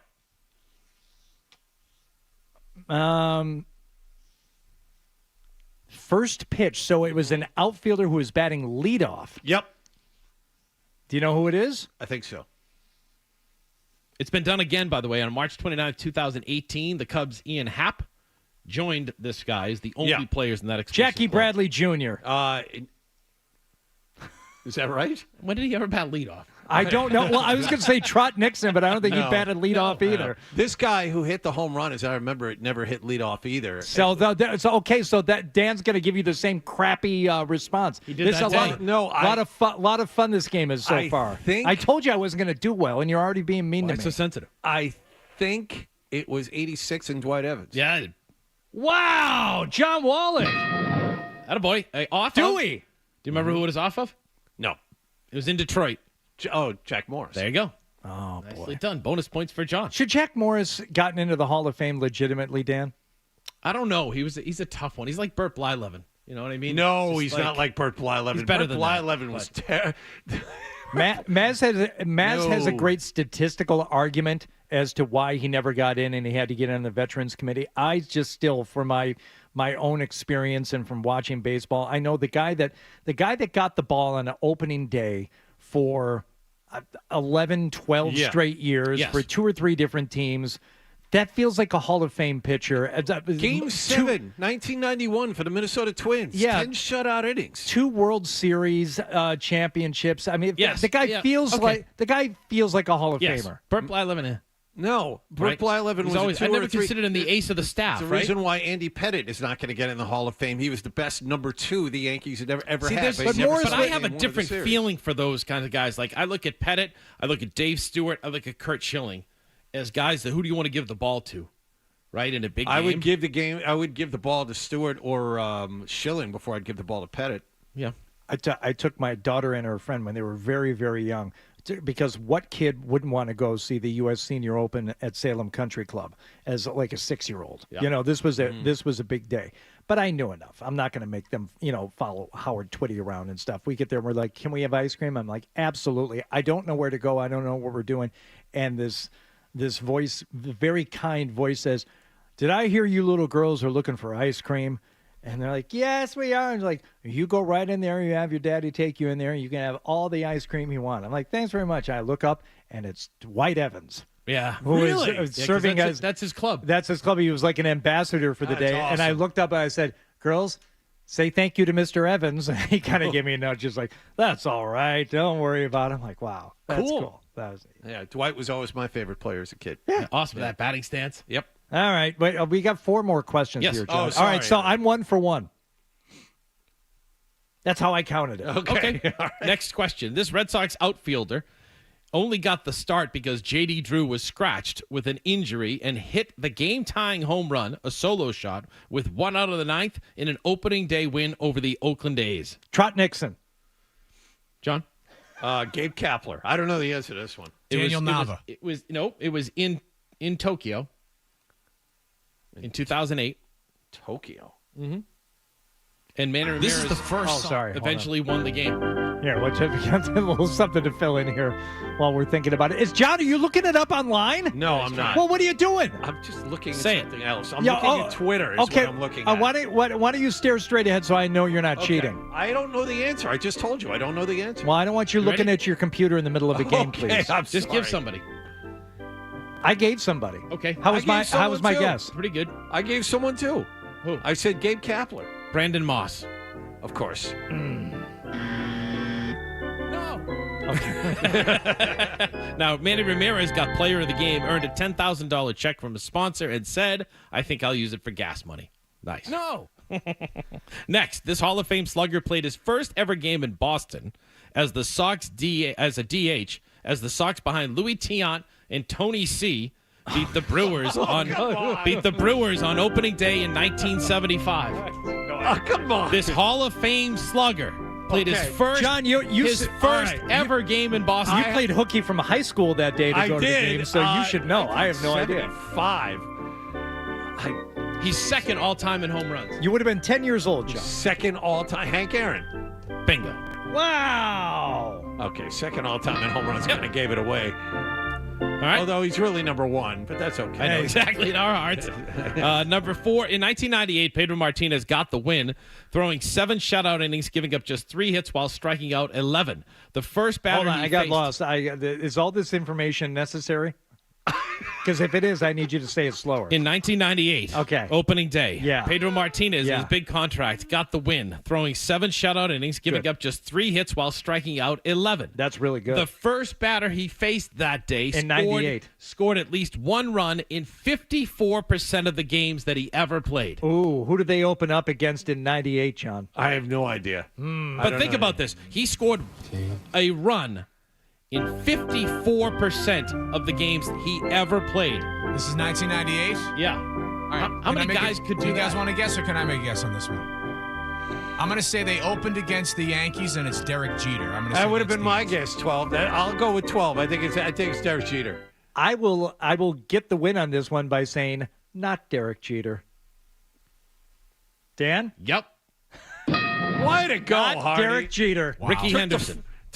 Took the field. Considered the Ricky all-time Henderson. greatest leadoff hitter. Yeah. Think about that. The guy scored 54% in 54% of the games he played. Wow, 1 out of incredible. every 2 games, he scored a run. Does that include the time when he came here? He was 42 years old and played for the Red Sox? I know. Base-a-bony. He said instead of saying the word, basically he said base-a-bony. And then That's what I remember about him. And when he wasn't scoring, he could be heard muttering to himself after striking out, walking back to the dugout. That's okay, Ricky. You still the best. Exactly. And today, I am the greatest. All right, last one easy. That same year, 1998, this player hit a walk-off grand slam in the Fenway home opener. Let's move on. There you go. There he is. I knew that one. Too easy. All right, there you go. Hey, great job, Dan. That was awesome.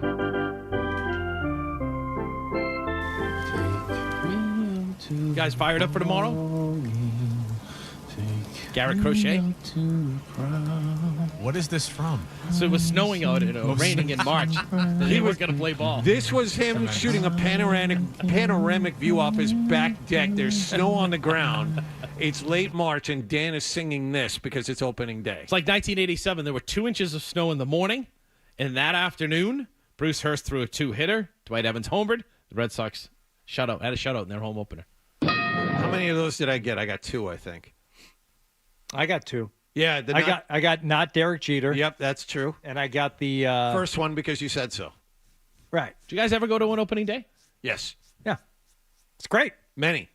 Yeah. Many opening days. Yes. It's the best sports week of the year.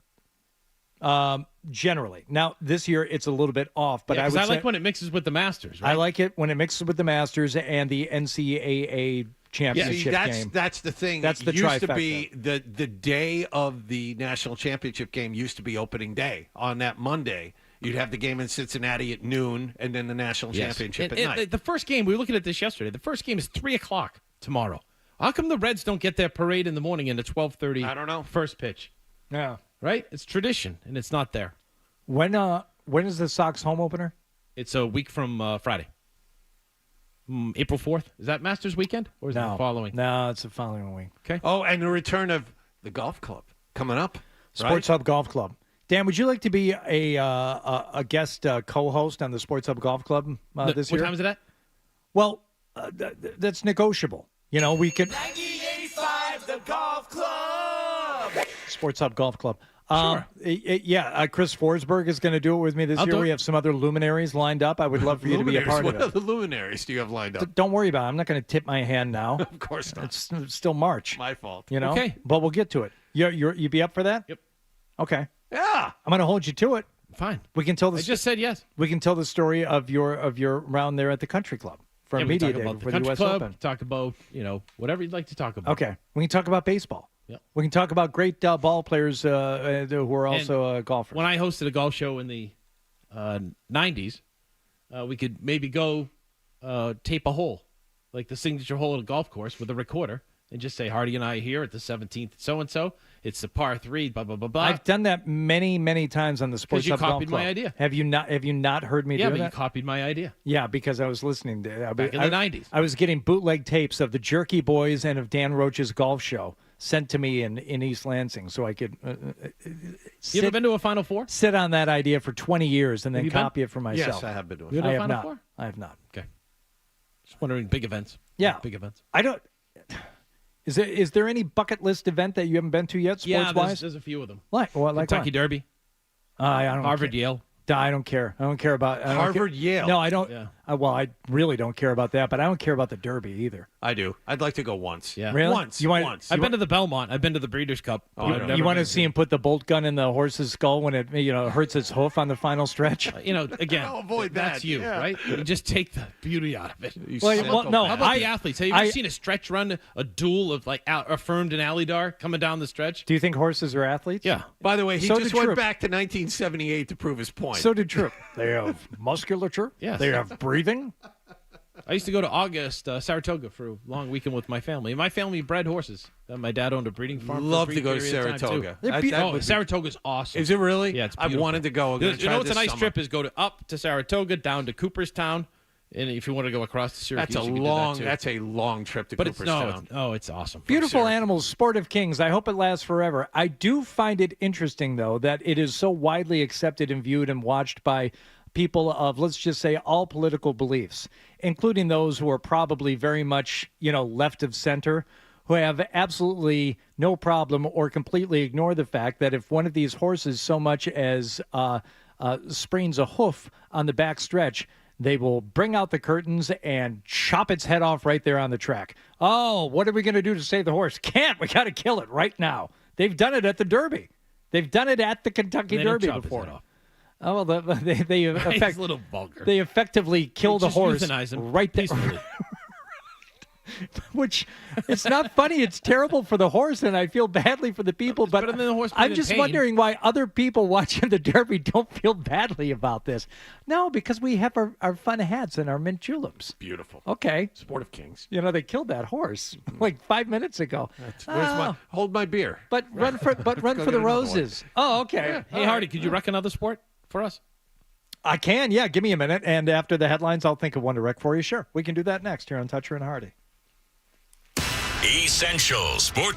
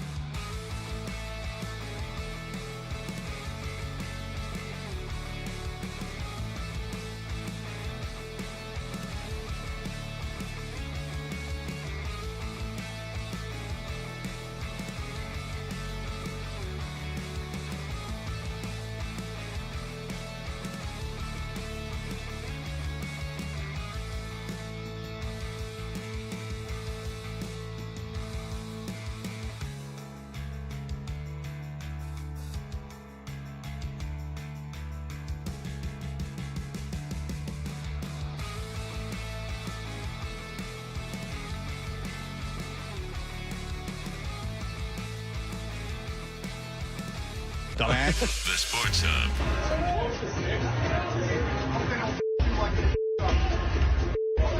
I hope they don't do that to you, Baylor. I hope they don't do that to you, guys. I had some sad news today. Is it public yet? Yeah, more or less. It's one of those things that I saw on ESPN this morning. Phil Martelli Jr., the head coach at Bryant, looks like he, according to Pete Thamel, who covers college basketball for ESPN, looks like he's going to leave scenic Smithfield, Rhode Island, and go to VCU to take over there. That saddens you? It does. I enjoyed working with him. He's an excellent head coach. Yes. And that's, it's funny because all the talk is the NIL and the money and everything else, but coaches have been doing this for years, right? They get a better job, higher pay, and they move on. And you fall in love with them in that school, and John has a good one. And then especially when you get a really good one, you want them to stay forever. And it just doesn't work that way and bring it back to Dan, conferences. Bring it back to Dan Hurley. This is the way it happened for him. VCU's an Atlantic 10 school. Dan Hurley coached at Wagner, which is in the same conference as Bryant. He went to URI, an Atlantic 10 school, and used that to go to UConn, and here we are. So found this out. So Joey Ellis posted the video with like a quote above the video. Quote, I hope they don't F $, ampersand, whatever, blah, blah, blah. You, like they F'd us, Baylor. I really hope they don't. Oh, they said Baylor right in there. Danny Hurley to Baylor walking off the floor after a slugfest loss to top seed Florida, likely talking about officiating if I had to guess, #March Madness. Fine. All right. That's news. He's a reporter there. He's posting that. Great. Shortly after the video was posted, Ellis was confronted by UConn Director of Communications Bobby Mullen, who asked for the video to be removed. A video that now has more than 1 million views on X. I wonder how many it's up to now. Let's see. Doesn't matter, but I'm just kind of curious how many times this has been looked at. So the sports information director, whoever it is, this Mullen guy, Bobby Mullen, says, hey, can you take that down? The UConn Director of Communications. He then reportedly threatened Ellis, saying he would ruin his life if he didn't take down the video, a comment that was heard by other reporters and staff nearby. The lasting image of Coach Hurley leaving the court should have been his talking off the court arm in arm with his seniors' overwhelmed emotion, Mullen said in a statement requested by CSL management. Instead, a reporter was in an area he should not have been, recorded on his cell phone a private comment made to members of another coaching staff. Dan, you must have been in situations like this before where you've captured something, overheard something, and was talked to immediately afterward. I just wonder what your reaction would be in a similar situation. I think there's overreaction everywhere, but I also think that, usually you don't put that stuff out unless it's something that's really good. You know what I mean? It's like going way, way back in Patriots history, the Patrick Sullivan fighting Hugh Millen, you know what I mean? Or punching Hugh Millen or something like that. He had great quotes. I've had great quotes coming off the field, the NFL, and they've now since stopped that, allowing you to go out and film players coming off the field. So yeah, it's kind of one of those things that they, guys leaving the court, leaving the field or whatever. It's a tough situation emotionally and everything else. So generally you don't put that stuff out there. So, I mean, he did fine, but the worst part is what I'll ruin your life. Yeah. And look, if you want to appeal to the reporter and say, hey, I understand you posted this. It's really in the best interest of everybody. Coach Hurley was emotional. You know that. It was a tough loss, et cetera, right? Yeah. I don't know where you were standing, but, there's a reasonable expectation of being able to have some comments not go on record every single second. And, could you do me a solid and take that down? And the guy might say no, but to say, I will ruin your life if you don't take it down, my immediate reaction would be, I'm keeping it up. I'm keeping it up. Now ruin my life. Yeah, because I've had situations with the Patriots. Can't wait to see you try. Patriots coming off the field, we've recorded them coming into the locker room, whatever, and they're just giddy and going crazy and hugs and all that kind of stuff for a big win. After a loss, you could do the same thing, and there's, F-bombs and all this kind of stuff that you just don't put on TV. You know what I mean? You just don't. Unless you're showing their emotion of, silence or tears or something like that, then and again, this kid's how old? You know what I mean? You just got to make that judgment about what to do in those situations and just try to do the right thing. Part of Danny Hurley's popularity is him being volatile. I mean, UConn wouldn't have nearly as many eyes on their program unless Danny Hurley lost it occasionally before they started winning championships. We've seen videos of Dan Hurley challenging fans to fights while he's walking off the floor. Those weren't confiscated. This one they wanted confiscated. I don't understand the game plan here. Why do you want this one taken away where the popularity of your program has been based on Danny Hurley being explosive? I don't get it at all. It's part of the reason why he's popular and why people love him is because he lives and dies with his team. Yeah, but overreacts. And what they did was shoot a video of him overreacting. It's no different than the last 3 years. So I didn't watch all of UConn and Florida. Did they lose the game because of the refs? No. Okay, so that's why they want it taken down. Because you've got a coach who's out there who is kind of flying off the handle, and it looks like avoiding blame and responsibility. And the first thing he has to say to another coach you taking the floor is essentially, I'll paraphrase it, I hope you don't lose the game because of the refs like we just did. But I think that's stuff is. But I think John, I get both where you're both coming from. I think the emotion of the tournament is what it's all about, and I think anybody who knows Dan Hurley, when they hear that comment, it just kind of laughs. Yeah, right. That's so him. I think Hardy, you go back to what you said. The ruin your life part was the part that's not crazy the right over the thing top right there. nonsense. Don't do that. Right. Just like you said, just calmly bring the kid over and just say, listen, on our best interest of everybody, maybe you should take it down or whatever. But even if they don't take it down, then you're bringing more attention to it. In that situation, you see that and you're like, yeah, that's Dan Hurley. If you're the director of communications, right? Mm-hmm. Okay, so you got to know how to play the game, and you got to know how to, probably play some hardball every once in a while. But you also have to know, one would think, how to communicate. And if you're trying to get somebody to go along with you, say, you know what?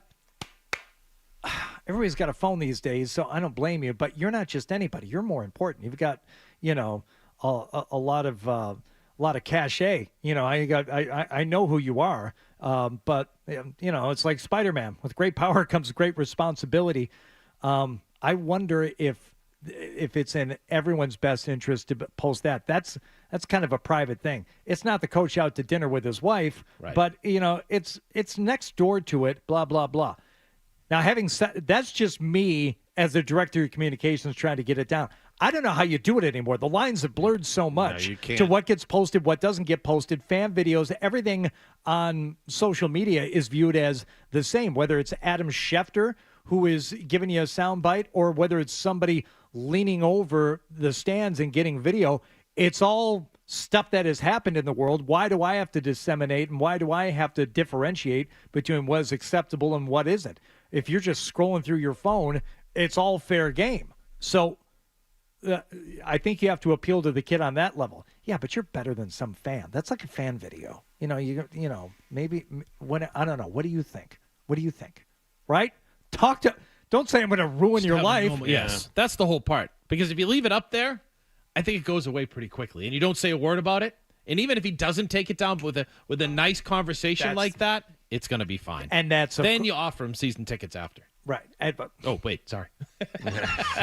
But that was the thing I think I said yesterday when we were first talking about it. I'm like, classic case of drawing way more attention to it by talking about it. Just leave it alone. All right, Chris Forsberg is going to be with us here next. Later on, Ian Eagle will be joining the show courtesy of Dan Roche, who was in a very bad mood about an hour and 20 minutes ago, but he seems to be better now. So we hope that continues. We hope have some coffee. From being angry. Have some more coffee. I don't like being angry. I'm not like that. All right. But Forsberg with us next here on Toucher and Hardy. This hour brought to you by FanDuel Sportsbook. Make every moment warm with FanDuel.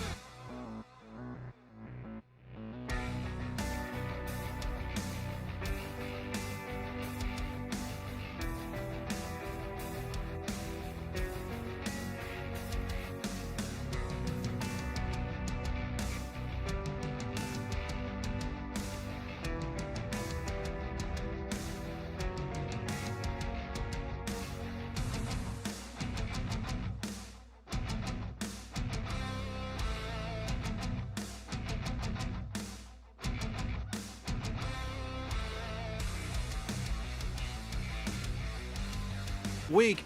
Days after signing Jameis Winston, they have also signed Russell Wilson to a one-year deal. The Bruins will try to end a 6-game losing streak tonight when they continue their West Coast road swing against Anaheim.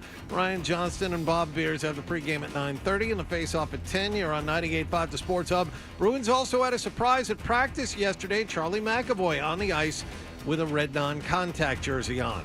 Celtics visit Phoenix tonight as their 6-game road trip continues. 2 nights after spraining his left ankle, Jason Tatum is listed as doubtful for this one. Grandy and Max have the pregame at 9:30 and the tip-off at 10 over on 105.7 WROR. And in baseball news, the Red Sox finished off their preseason with a 12-8 win in Mexico over the Monterrey Sultans. Rob Refsnyder, Christian Campbell, and David Hamilton all homered for the Sox. The regular season opener is tomorrow in Texas against the Rangers, and Alex Cora has officially named Aroldis Chapman his closer. Sports Hub headlines are brought to you by John Sewer and Drain Cleaning. With over 50 trucks on the road, because your clogged drain is their emergency, go to johnsewer.com. I'm John Wallach on Boston's Home for Sports, 98.5 The Sports Hub. Your next update at 8:30. To us, Boston pride runs deep. I'm a Bostonian! This is Boston's Home for Sports. Bow, bow, bow! 98.5 The Sports Hub.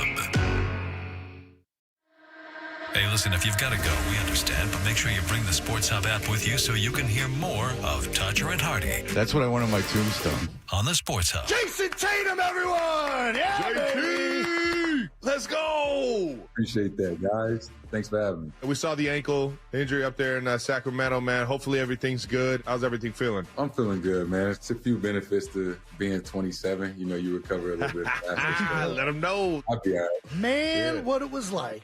Ooh, I can remember the day. I sprayed my calf jumping rope the other day. That's what I did. I don't know what Fred's problem is with those Kelsey brothers. That sounds like a fun podcast. They're doing voices and they're like, woo! Oh. I listened today for the first time because of Tatum. Oh, to the Kelsey brothers podcast? I did. And, wow, segments. Like, there's a lot of effort that goes into that podcast. I like to just go in and riff. Are they doing bits? There's some bits, like questions you don't have to answer. Oh, no. And I was, Amazon's you know what? paying $1 billion to these guys? I tell you what, I'll give them credit for trying as opposed to hitting record. Let's talk for 45 minutes, and then when we hit the mark, we just stop and upload it. Okay. Hey, that's Celtics talk. That's hurtful. Hey, get ready for the Sports Hub Golf Club, baby. Oh, man, yeah. That's exactly what we're going to be. No, we do segments on that, so I'll give them credit for that. They're just, it's not something I can imagine listening to by choice. Chris Forsberg listened to it because he is the Celtics guy for NBC Sports Boston.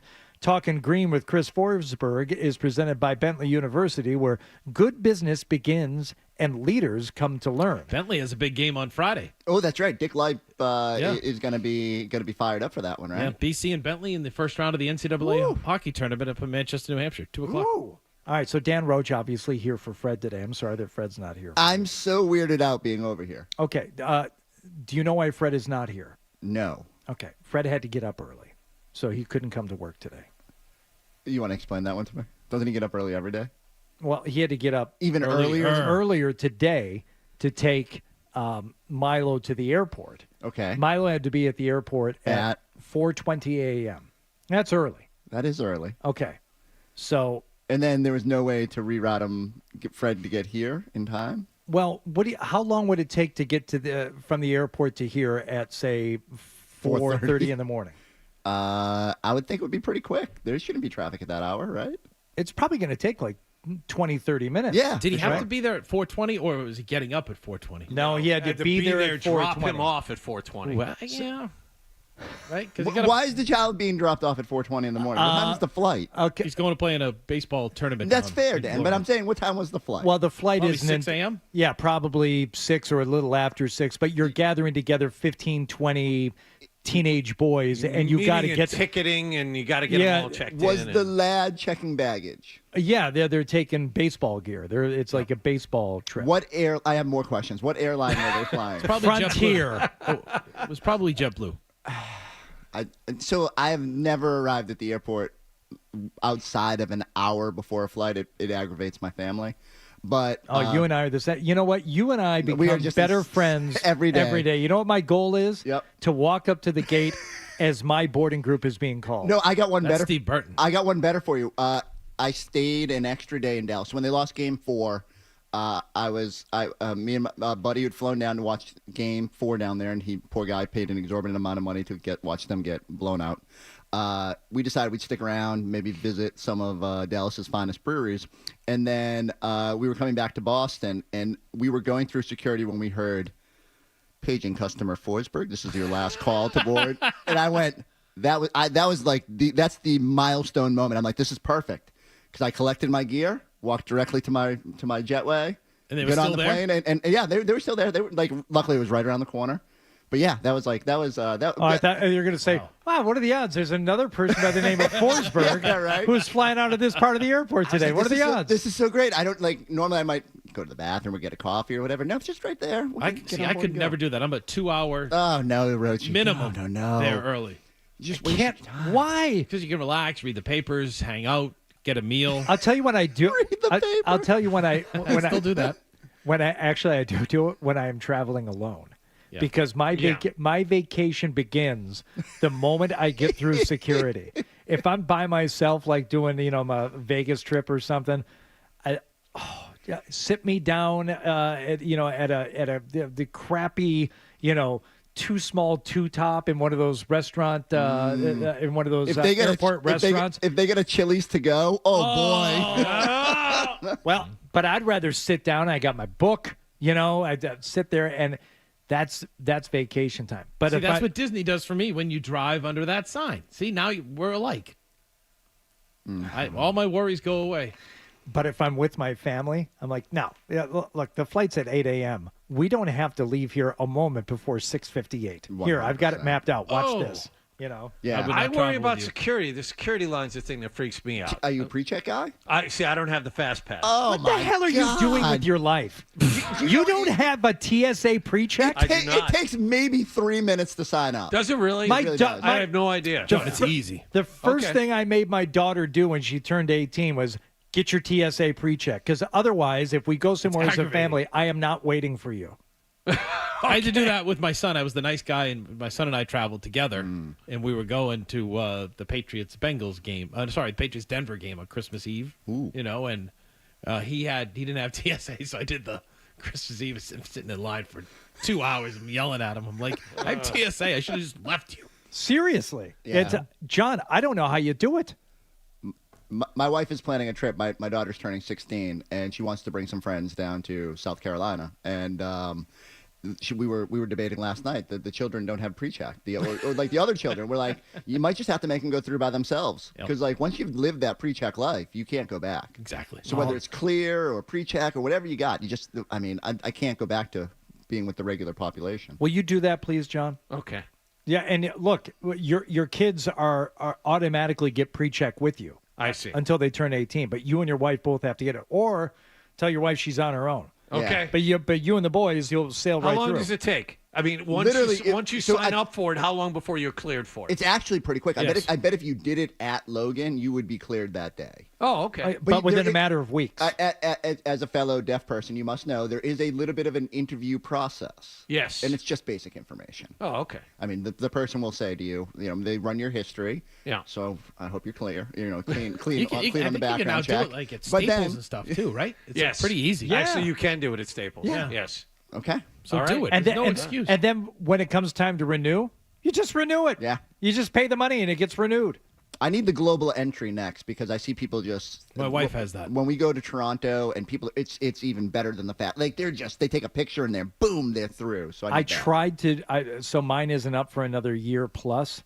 And I tried to, get on it because I'm like, oh, I want that. I want it, all the stuff. I want the global entry. Yes. I want the clear. I want the. Give me whatever. I want can the make my life cream. easy. Yeah, give me all this stuff. And they said, no, you have too much time left on your regular TSA pre-check. You can't apply for anything. Not a bad thing to have multiple hours of TSA pre-check left on you.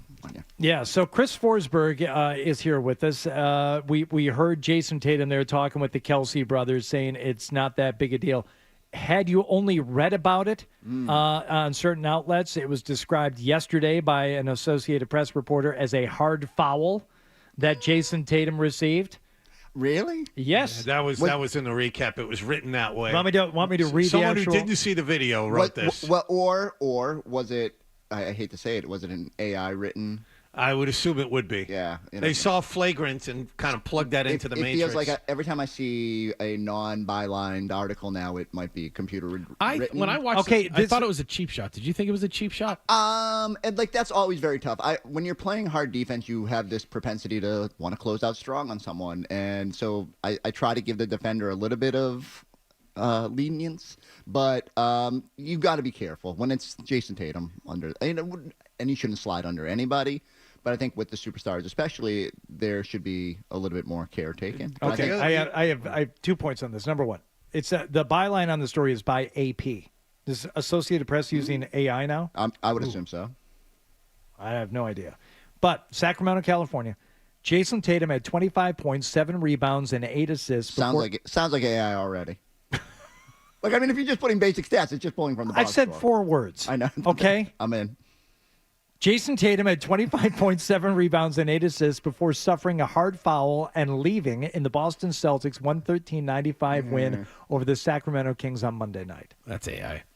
Is it? Yeah. Sounds like it to me. Straightforward. Right. All right. But as far as the hard closeout, the guy who fouled him, Sabonis, had just come back from a sprained ankle of his own. He should know that. And is not a dirty, but he's not a dirty player. No, and he was very apologetic. And he came in, he didn't close out in front and stick his foot underneath. He came from the right. side. There's varying degrees. Like the Giannis one was probably more egregious than Sabonis. But can I ask you something else? Yeah. And just in watching this, and I've seen this a number of occasions, and it was not a case of Steph Curry or someone else who has made a borderline career out of being not just a great shooter, but jumping into fouls, landing on guys in order to draw fouls, stuff like that.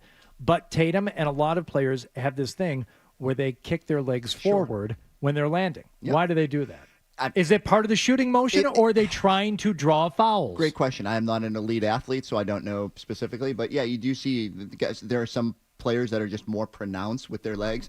Tatum's shot form always looks very similar, and he does sort of kick that leg forward. You open yourself up to it, but it's still like you just got to be careful. The NBA is trying in that instance, especially with the proliferation of three, to guard guys out there on the perimeter, why it's been more of an emphasis.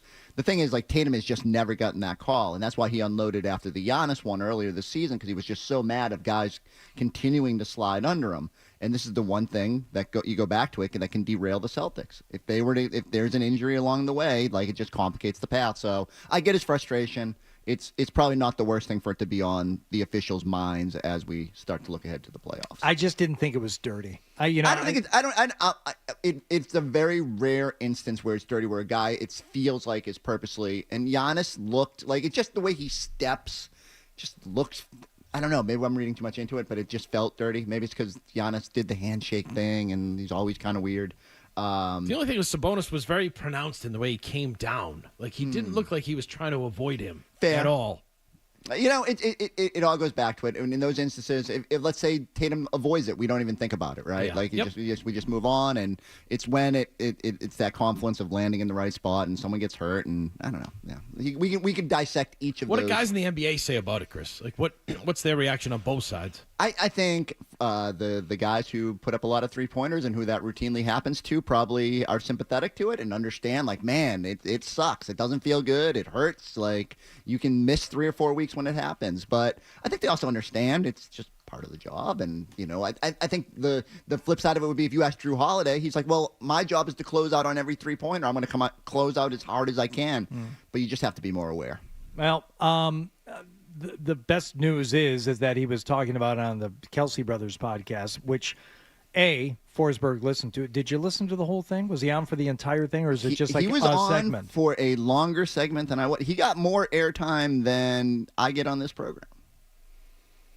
That sounds like that's passive aggressive. Parting as hell. shot. Jesus Christ! It's not so much a shot as it is. It's the I know. It's the passive aggressive. What the hell? I mean, you're on for back-to-back segments more than any other guest we have every week. And typically at 8:40, except for Bert Breer. At 8:40, typically the chair gets taken and I get thrown out the door. Except today, I hear I'm sticking around for a little bit. So Do you want to? I do. You want to talk to Iron Eagle? I would You're love lucky to. you got invited after a shot like that. Jesus. You guys. No, John doesn't have any say in the matter. Don't worry about it. I appreciate it, but no, I just like being around you guys. So I'm not being aggressive about it. Just it's sad when I have to leave. Hey, I think But he was Sabonis. He was on. I mean, right? they quizzed him about literally his entire life. How was it? Was he good? He was actually very good. I think one of the things that people don't see is how good Tatum has gotten in those moments. And there's a lot of guys like Peyton Pritchard has gotten so much better in interviews. And when you're in front of mics and cameras every day, you just naturally get better at it. And Tatum is just so much. He phrases stuff so well now, and he's able to look back in perspective, and it just happens after 8 years in the league. And I thought he was, a lot of the stuff we've heard about is Laker fandom, Kobe, all that. But yeah, there's some good stuff about Celtics coaching staff and Joe wanting him to get more technical fouls, and there's some fun little nuggets in there. Not that I'm trying to steer anybody to the Kelsey Brother podcast, but did he stick around and play a game? It sounds like it's got a wait, don't tell me vibe to it, where you have a celebrity come on and then they do a quiz. There was questions from the 92%ers or 93%. I don't know. I don't listen to this program, but it was broken up into multiple. Hey, how's your bracket? And yeah, I know. Hey, you'll be stunned. He picked Duke. Oh yeah, that's just shocking. All right, hey, you want to take us to break, Chris? No. He wants more airtime. He's trying to help. Wow. Why don't you take us to? No, I don't. I want Chris to. No.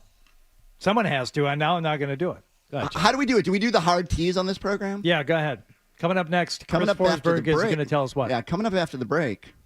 Are the Celtics the favorite in the Eastern Conference? Oh. We'll dive into that next. Oh, wow. Stay tuned for more Toucher and Hardy on the Sports.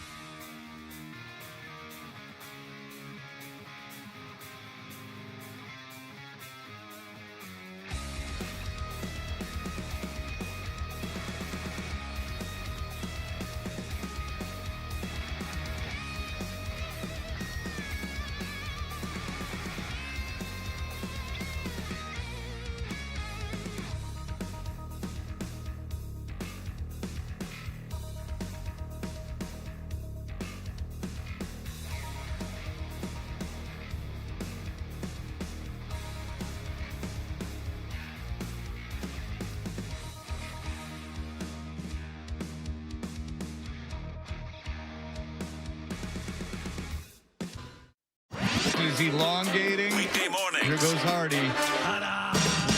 Toucher and Hardy. I no longer love things. Let's go. Let's ride. 98.5. Like, let's roll the dice. Sports Hub. That don't bother me now. It's going to happen plenty of places. I guess it's going to happen here now, too. Get used to it.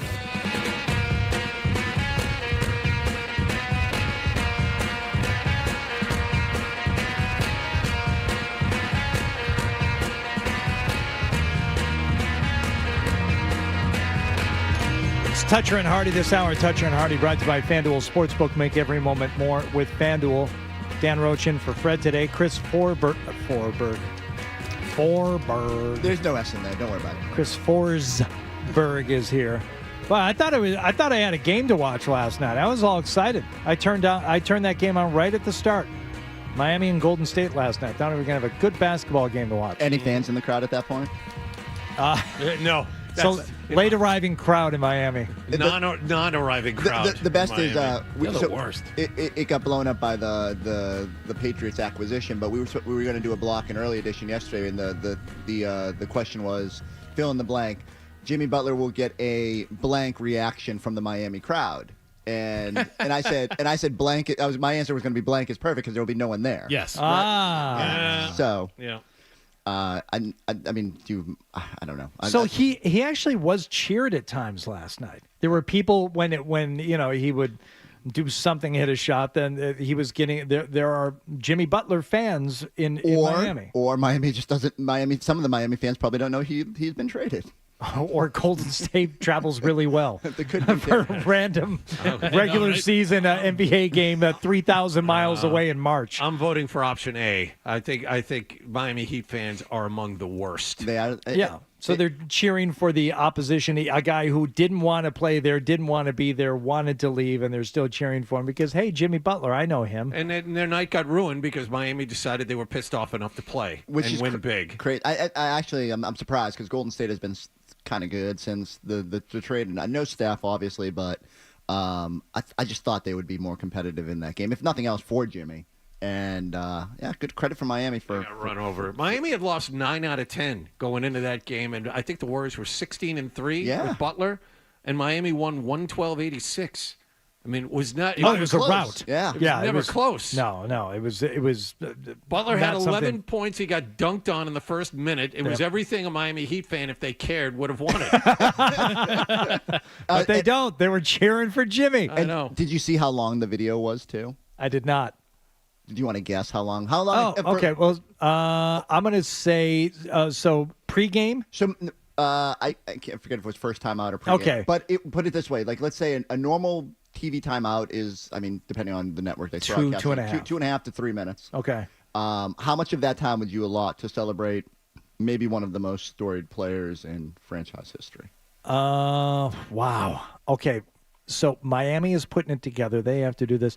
I'm going to say they did him a big disservice and only gave him a 45-second video. I believe it was 39 seconds. Yeah, it was. It was under 40 because took that by Pat Riley and said, "Not on your life." Yeah, right, exactly. Not an effing chance we're celebrating that he's guy. Getting 39. Scal had to split his tribute with Tom Thibodeau when they came back with the Bulls after the Celtics had won in 2008 and his first trip back.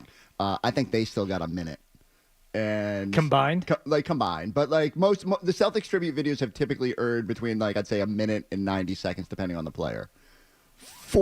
39 seconds. 39 seconds it's for just Jimmy a little, Butler. yeah. That guy carried them to what? 2 NBA finals? NBA finals. He did. Now look, and in Miami they celebrate just the most frivolous things. So because Dan Marino and Michael Jordan are on the wall of fame. Yes. I mean, last I checked, neither did anything for the Miami Heat. Yeah, isn't that crazy? Yeah. Pat Riley is so in love with what Michael Jordan did that he retired his number on the wall at Marino's number is up there. Yeah.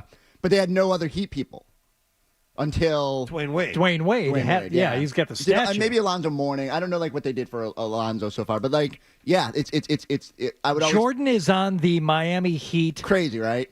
The Hall Wall of Fame thing. And it was and I believe, if I remember reading it right, the idea was that so the Heat players would look up and understand what they were trying to achieve. Dan Marino makes more sense than Michael Jordan. I mean, is Tom Brady on the wall at TD Garden? I'm not saying it makes sense, but if you want to have it make any sense, you go with somebody local. Guy, right? Miami in a nutshell, right? Nothing makes sense. And They show Butler missing layups and things like that. Exactly. Not raising championship trophies. He fouled out. Unbelievable. All right, so let's talk about the Celtics here for a second, who have been playing with patchwork rosters and guys getting all kinds of rest. Still have managed to win, I think I counted yesterday, 12 of their last 13, 6 in a row. Sounds right. They're halfway through this 6-game road trip. How are you feeling right now as this team approaches the playoffs in terms of health and where they're at, how they're playing? Yeah, right. Like, I mean, that's why the Tatum thing was so jarring, because they've been, even though they've had guys out of the lineup, nothing seems severe. Even Jalen with the knee bruise, took a couple games, comes back, and he'll work through that. But KP coming back from the illness and further removed from the surgery, felt good where they were. It was a little jarring when Tatum goes down. You're thinking, oh man, don't let this happen now, and as you're preparing to really embark on this run. But in general, I think the team has played really well. They've eliminated a lot of those inconsistencies. That January-February stretch was maddening, and it's easy to look back now and just kind of dismiss it as whatever, bored with the process and just going through the motions a little bit. But it definitely feels like since KP's kind of come back, they've turned it up a little bit. I wish they would get a longer look at the core guys together. Like the starters playing the other night in Sacramento was the first time since February 23rd. I wish we could get another 50 minutes for that group just to be feeling really good going into the playoffs. And yet, there's institutional knowledge they can lean on, and they should be fine. And I think I'd be lying if I didn't say it's just kind of like get through these last games. There's not a lot of sexy matchups on the card left, and they're going to rest guys on some of the ones that might catch your eye, like the Knicks game and the Magic game. Those are two potential playoff opponents. I think they'll just kind of downshift and rest guys on a back-to-back. But hopefully we just get to the playoffs healthy and turn this thing loose. With everything you've seen from this year, this season, do you think anything much will change as far as minutes, rotation, playoff time? More Luke Cornett, maybe, because like Luke's been really good. More Peyton Pritchard. I think there'll be a balance. Like the bench has been really good. That Tatum in the bench lineup, you invariably won't see it as much in the playoffs because you're going to be leaning on your core a little bit more. But any less Holiday because of his shooting woes or anything? I'll be interested to see what the split there is. I think he's so valuable defensively and the stuff that doesn't get tracked that I think he's still going to be out there. And he played his best basketball in the playoffs last year. Invariably, when it comes up, I say, like, go back to that Indiana series. They don't sweep that series. They don't make it look as easy as they did if Drew Holiday isn't as awesome as he was throughout that. So I just think he knows. He's older. He's kind of like, in a way, Al goes up in the bigger games during the regular season. We maybe don't see it as much from Holiday, but I think when it matters, he'll be ready. And but there is a balance there. Like Peyton's been so good, but the balance for Peyton comes down to can you keep him out there defensively, maybe as long as you have in the regular season when teams will invariably try to game plan to target his height and all that. But I just think they're in a really good spot. You heard Jalen say he thinks they're better than they were a year ago. I think they've definitely got all that experience. They feel better about where they're at. But you got to go prove it. It's always going to be a little bit different. Road should be a little bit tougher. Cleveland for sure is a better team than they were a year ago. But I feel really good about this team's chances. Well, Chris, you teased us before we started this by saying why the Celtics may not be the favorite. This was the wrong time to do that with Cleveland and in their little spiral. No, they're clearly. That's the funny part is like I don't have any big questions about this team anymore. Like, what was our consternation 2 months ago? Just that they weren't playing consistently, that Cleveland was so good. The sum was less than its parts, actually, for a while there. So the whole thing was Cleveland and Oklahoma City set an irrational benchmark for this season with how good they were. And so we kind of judged the Celtics based off of how good they were playing, even though you kind of look up and now the Celtics are probably going to hit 60 wins. They're going to be in a favorable seed. They're going to be healthy. Like all the boxes you wanted to check probably got checked. In the moment, it didn't feel great when you're losing some games that should have been winnable. But yeah, I just think, again, Cleveland is better than what we saw last year, and I do think they're going to be frisky in the playoffs. That size is going to matter, and the Celtics have to be ready to maybe play some double big and try to counter that a little bit. And Donovan Mitchell it scares me in the fourth quarter of games. And yet, like if the Celtics are to their potential, they should win that series. We should have known just based on the way he phrased the tease. Yeah. It's like a newspaper adage. If there's a question and a headline, the answer is always no. Yeah. Like, Is someone else the favorite in the East other than the Celtics? No. No, they're not. No. We're going to talk about it. We're going to write an article about it, but the answer is no. If AI That's a good had- observation. If AI had written that article, it would just been no period, and then The Celtics are still the favorite in the East. Yeah. Despite the hard foul on Jason Tatum. So talking about guys like they're talking about like guys like Cornette and Pritchard getting more minutes because of the way they've been playing. I don't know if he's going to receive any less because he didn't get a ton before. Sam Hauser is an interesting case study because he's either going to go out there and hit 7 straight threes, and he is going to be the reason why you win the game going away early, or complete non-entity. I thought you were going to go for Shireman because so Sam's going to play, and Sam has the history. And I But think do you see his minutes changing? it could just be like you said. Is he hitting shots? Like how's it look? Right. His back has been a problem throughout the year. They've got to like kind of tread cautiously with that. But Shireman, people keep asking me, do you think you'll see him in the playoffs? And I err on the side of no. They don't. You're going to need a change up at some point. Will we see Shireman in the playoffs? We'll let you know right after this. No. Damn, that was the tease. The way I look at it is you always do have one game or 2 games in the playoffs that's a curveball. Like if someone had said going into the 08 playoffs, is Leon Poe going to win you a game?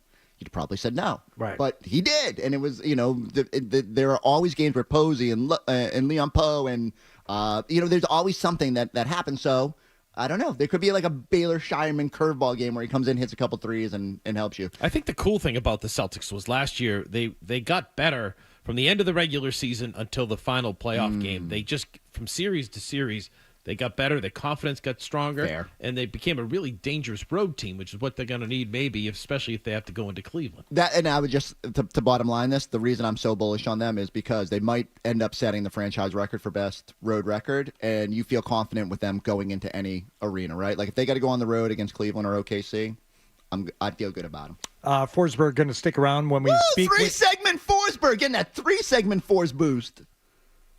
Forsberg's going to stick around while we speak with the Eye and the Eagle after the headlines here on Toucher and Hardy on 98.5 The Sports Hub. For 3. Wow.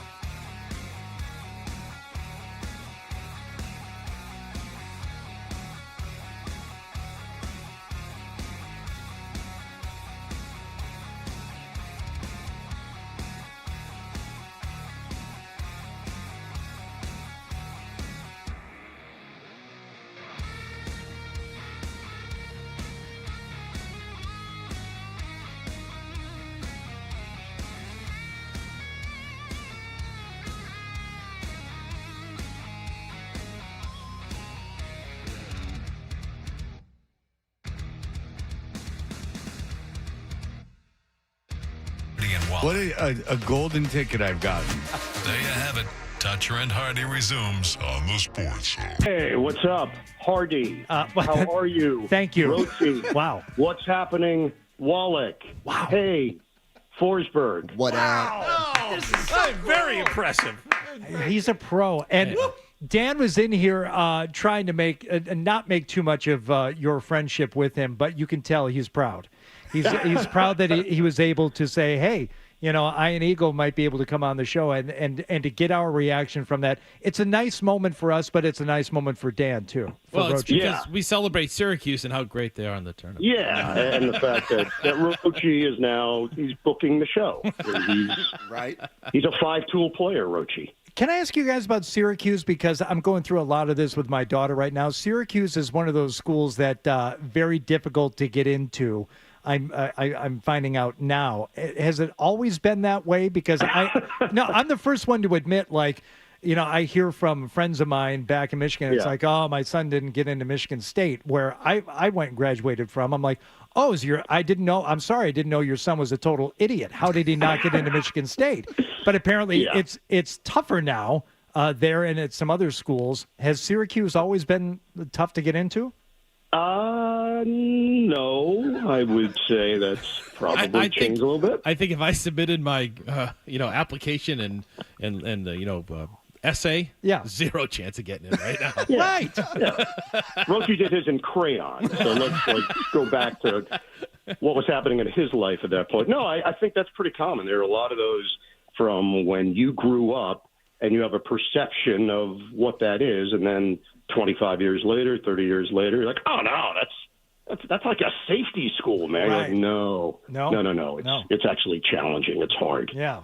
What are your thoughts so far on the tournament overall, Ian? I mean, a lot of people, some people, were just on their brackets. They were going chalk throughout, and we kind of poo-pooed that notion. What fun is that? Turns out they're right so far. Did you see it going this way? And entertainment-wise, how do you think it's been? Yeah, I think there was a feeling coming into this year's tournament that it's the first year where you could really feel the effect of NIL, transfer portal, and how that's going to play out over the course of the first two rounds. And clearly there is a different feeling. Those double-digit seeds did not go out and pull off the huge upsets. And it's always a double-edged sword, because it's great for the tournament when you have a school that you knew very little about that comes up with a win, and then often they get pulverized in the second round, and you're like, oh, but the games are not competitive. It's one of those things when you look up today for the Sweet 16, the matchups are really good, the name recognition is really high, and yet you still have some storylines of teams that have not had this success sustained over time. Ole Miss has a chance to make the Elite Eight for the first time. BYU has not exactly been a basketball bastion for the last 35 years. So two teams that could make their way into the Elite Eight, and these would be pretty good storylines. And then you've got the teams that you expected to be here. Duke is tremendous. They look like a juggernaut. Florida is really good. Auburn is legit. Houston is legit. So we could be in San Antonio looking at powerhouses going head-to-head, and what you'll remember potentially is highly competitive, great games, and maybe even a memorable finish. Do you think, Ian, one of the theories out there is the NIL and the money and everything else is maybe pushing the mid-majors and those Cinderella schools out? Do you believe in that at all, or is it just one of those years where chalk seems to be going through? Yeah, I mean, I'd like to think that we would compile data over a 3 to 5 year period to make those kinds of determinations. But if you're asking me simply what's been the effect this year, I think there's something to it. If you're a really good player at a mid-major, you're not staying. There's just no way that's going to happen. The Loyola of Chicago from, a number of years ago going to the Final Four, that's going to be tougher to do, maintaining 4 redshirt juniors that have played together, that have created chemistry, that have created cohesiveness. If there's any flash of one of those players being someone that could go to a higher level and make some money, they're going to go. So you're not going to sneak up on anybody anymore. And you can't just do it in a lab somewhere, remote location, and then emerge in the NCAA tournament for everybody to see. Everybody is out there in the portal, coaches, along with players, looking to see if they can better their life. And that's where we're at. Can there be a place where maybe we have a happy medium? Possibly. Like anything in life, there's often an overcorrection. But for right now, there is a feeling that this is where we are, and we'll see how that plays out over the next 3 to 5 years if this is the way it just is from here on out. And we were talking about Dan Hurley earlier, and I know that regional wasn't yours, but what is your No, view? it was. I was there. Okay, I was there. your 10,000-foot view of Dan Hurley, his outbursts, and what's been going on with him. Yeah, so I can just tell you from personal background of having covered him when he was at Rhode Island, knew him, back in the day when he was coming up the coaching ranks, and then getting the job at UConn. When we sit and talk to him for 15 minutes at a practice or day of the game, the guy is really insightful. He's a basketball genius. He is very affable and likable. And I do think when the game starts, he goes somewhere else. His brain is such that he now departs what might be his day-to-day comportment, and then not to say that he just loses it completely. I think he's still under control, but he has a lot of gesticulations and histrionics, and he's going to make you know that he's there. He's going to make the officials know. Meanwhile, he prepares his team incredibly well, and he does have an elite feel for how to win games. I didn't think it was egregious in the game that I covered the other day against Florida. What happened with the video afterwards, clearly that lives forever. Someone captures that as he's walking off, and that's Dan. Dan is emotional. It doesn't make it right. It doesn't mean that there's not a spot for him in college basketball, but I think he uses a lot of who he is for good, and then some of the things that we see that is just not normal and commonplace around how college basketball coaches carry themselves, it is going to turn people off. And there are a bunch of people that are turned off by it, and I get it. Ian, I'm going to zag a little bit here. I think you know my colleague Drew Cotter pretty well. Yes. I need any dirt possible so that I could use on him. If you have any stories from his time with Noah, and if there's anything. Yeah, I remember Drew as a young man in a quarter zip. That's all I remember. He just still wore the quarter zip over and over so again. Nothing has changed. Yeah, still same kid. Same guy. Yeah. He hasn't morphed into the dress shirt and down vest uniform. Exactly. Oh, can you somehow marry? He wore that outfit to watch Scal take on George the Messiah, right in New York City. That in itself says a lot, right there. Ian, have you ever dabbled in the quarter zip? Like, what is the protocol goes into the dress code? I've never dabbled in it for an on-camera appearance. I can tell you that. I tend to go with a more traditional shirt tie, and that's been my look. I actually came out of the womb in a shirt and tie with a side part. The video is pretty amazing. Maybe one day I can share it with you guys. Drew's really talented. He always was. He stood out, obviously, back in the college days, and it's been amazing. It's been amazing to watch his rise and to see how well he's handling it, and he's going to be doing this for a long, long time at an incredibly high level. All right, very, very selfishly here, my last question for you, Ian. My Michigan State Spartans, I like them against Ole Miss. Will their near and quite puzzlingly, complete inability to shoot the basketball lead to their ultimate demise as they take on what I can only hope is Auburn in the round of the Elite Eight? Yeah, I think the same thing that people felt about St. John's, there is that general feeling about Michigan State. If you get down double figures in one of these games and you just haven't shown the propensity to make threes on a consistent basis, that could be it. In a one-and-done format, it's just not your day, and obviously we saw that with St. John's. The difference with Michigan State, I think there are more pieces there. I think there are more options.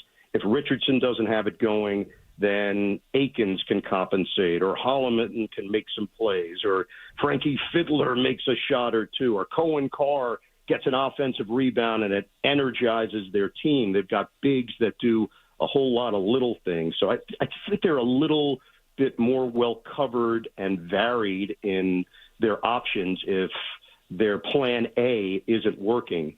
Is it the team that you would earmark and say, oh my goodness, they're a guaranteed Final Four squad? Not necessarily, but they just find ways to win, consistently find ways to win. So I've had them a bunch this year. I've been impressed with them. I did have them in the loss in the Big Ten semifinals, and I think that was a little bit of a punch to the gut because it was a reminder of what could go wrong. But they're pretty battle-tested, and I do think the fact that Jace Richardson is coming off such a poor shooting game, that's not going to happen again. He's really talented. You're going to see him playing in the NBA as soon as next year. Ian is going to be Friday night, 7:09 on CBS/WBZ. Ole Miss and Michigan State, followed by Michigan and Auburn coming up on the schedule. Oh, okay. That's thanks, Danny. I'll let you know because we're going to say goodbye to him. He's got other priorities. Yeah, good promo. I know. I was saying we're going to get you out by 8:55. We can't do the whole thing we did last time when he was on, and like the marvelous Mr. Eagle and the whole story behind his life and everything. No. and that was great, but Dan indicated to me silently he had something really important to throw in at the end before I let you go. I want to plug CBS and that was WBZ. It? That's why I'm here. It's my job. Yeah. Because people don't know. Because people don't know that Ian Eagle is out to go to the Final Four. It could be on TBS. It could be on True. We don't know. I'm just letting people know. Thank you, Ian. I apologize for Dan. No apologies whatsoever. Wow. He made it so awkward at the end. We were having such a nice time. He acted it was like really nice. Yeah, thank you, Ian. Until the end. Yeah, I don't know what happened. Always good to talk to you. Thanks so much. Ian. We'll be listening and watching. All right, we'll see you. See you, Ian. Thank you. There goes Ian Eagle. Way to make it weird, Dan. Yeah. That's what my life is all about. Okay. Hey, you're going to stick around for Billy Jaffe, too? I ain't leaving. We're out of chairs. What are we going to do? That's too bad. Jaffe in next here on Toucher and Hardy on 98.5, the Sports Hub.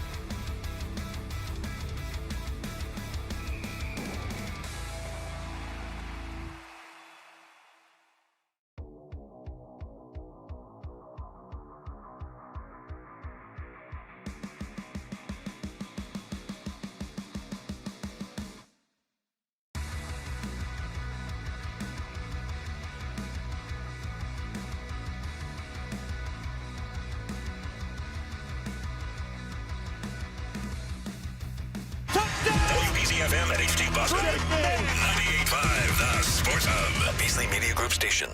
Sports Hub headlines, presented by Celsius Energy Drinks. Patriots made a move to bring in a top wide receiver last night, signing former Minnesota, Buffalo, and Houston wideout Stephon Diggs. It's a reported 3-year, $69 million contract for Diggs. Only $26 million of that, by the way, is guaranteed. Diggs is coming off a torn ACL, but according to ESPN, he is on track to be ready for Week 1 this fall. In other NFL news, the New York Giants have signed free agent quarterback Russell Wilson to a 1-year contract. In hockey news, a surprise for the Bruins on the West Coast yesterday. Charlie McAvoy was at practice with a red non-contact jersey on. He suffered a shoulder injury and wound up in the hospital with an infection a little over a month ago.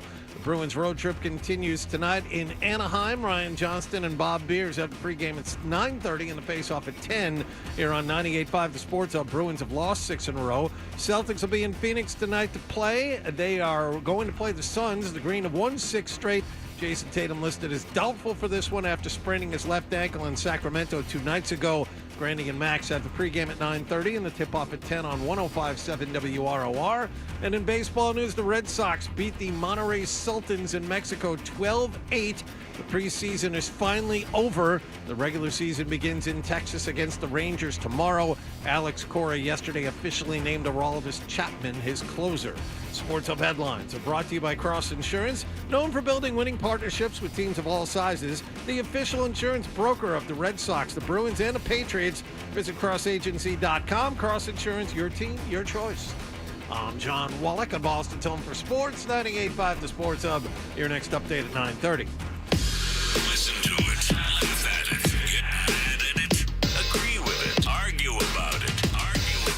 It is Boston Sports. Boston Sports. And it is all we do. 98.5 The Sports Hub. You said you wanted to hear more music in the morning. Never had to knock on wood, but I never had it yet. No, you said you didn't want to hear more music in the morning. Okay. Here's more Toucher and Hardy on the Sports Hub. You're gonna ask me about Swigs, Conway? You blew it up? This hour of Toucher and Hardy is brought to you by FanDuel Sportsbook. Make every moment more with FanDuel. Fred Toucher out, which means Dan Roche is in. And Billy Chappie is now here. Fred is quick Where to tell. is Fred? Well, Fred couldn't. I'm glad you asked that question, Billy. There's a story that goes with this. By the way, I'm thrilled that Roche is here, right? Yeah. Because he's all excited about baseball season and just to see the glow. One more sleep. He has a glow to him right now. Yeah. But I'm thinking, what could Fred be doing in what is it, March? It's March, a late March day. Like, what is he on? He's on a vacation, is he? Okay, now. I have no idea. Literally, I said, you don't know? I have no I thought idea. This is a brilliant setup, and I was going to be so happy and I'm like, proud of you. Where is he on a late for March? allowing me? But I'm even happier now that I get to describe it to you. Okay. Okay, since you asked, Fred could not be here today. Okay. Because he had to get up early. Earlier? He had to get up and take Milo to the airport. Okay. Now, Milo had to be at the airport at 4:20 this morning. Wow. Okay? That's early. That is early. Baseball team, they're playing games in Florida. The flight out was early. So 6 a.m., 6:30. Good. They were going to take a car to the airport because so why didn't he just turn around and come here? An excellent question. Because he would, by Fred's explanation, he would be too tired. Okay. He's your friend. You've known him longer than any of us. I know. I guess he said he would have to. He would be a total prick about it and say, "Well, no, you're not taking he him could to have the done gate." it alone. No, Milo could have done it alone. Yeah, perhaps, and that's where the listeners were, chiming in with their emails, and I didn't even bring that up. Look, your son or daughter is going off on a, maybe their first trip with the team by themselves. You want to see them off. I get all that. I'll give you a pass on taking the car. Because you just get dropped off right there. All the stuff goes out. You go right into the terminal. That I get, okay? I get wanting to be there. I get that part of it too. What I don't get is twofold. Number one, you're up early for a job that you get up early for anyway, and therefore you can't go to work because you're getting up too early. That I don't get. And number two, the notion and ability that once I'm up at, say, 3:30 in the morning, and then I take my kid to the airport 4:20, 4:30, and then I go home and say I'm home by 5:15, then I'm somehow going back to sleep. That I don't. Given what he does, right? That doesn't compute. You would think his clock is already. Anyways, I didn't realize it was that. It's an interesting story. Maybe he didn't sleep because he's nervous about Milo and everything else. Waking up at 3:30, the two of them. But I tried. So maybe it was a tough night sleep-wise. I wasn't trying to convince him to come to work. Believe me, I'm fine with Fred not being here. I'm more than fine with Fred not being here. He hasn't taken any vacation days. Very few this year, right? Very few. A couple of sick days here and there over the last several months. But whatever, you get sick, you take the day. Yeah. You have vacation days. Use them however you want. But I could tell he had a lot of anxiety about this. So the night before. And I said, well, go home and pack right now.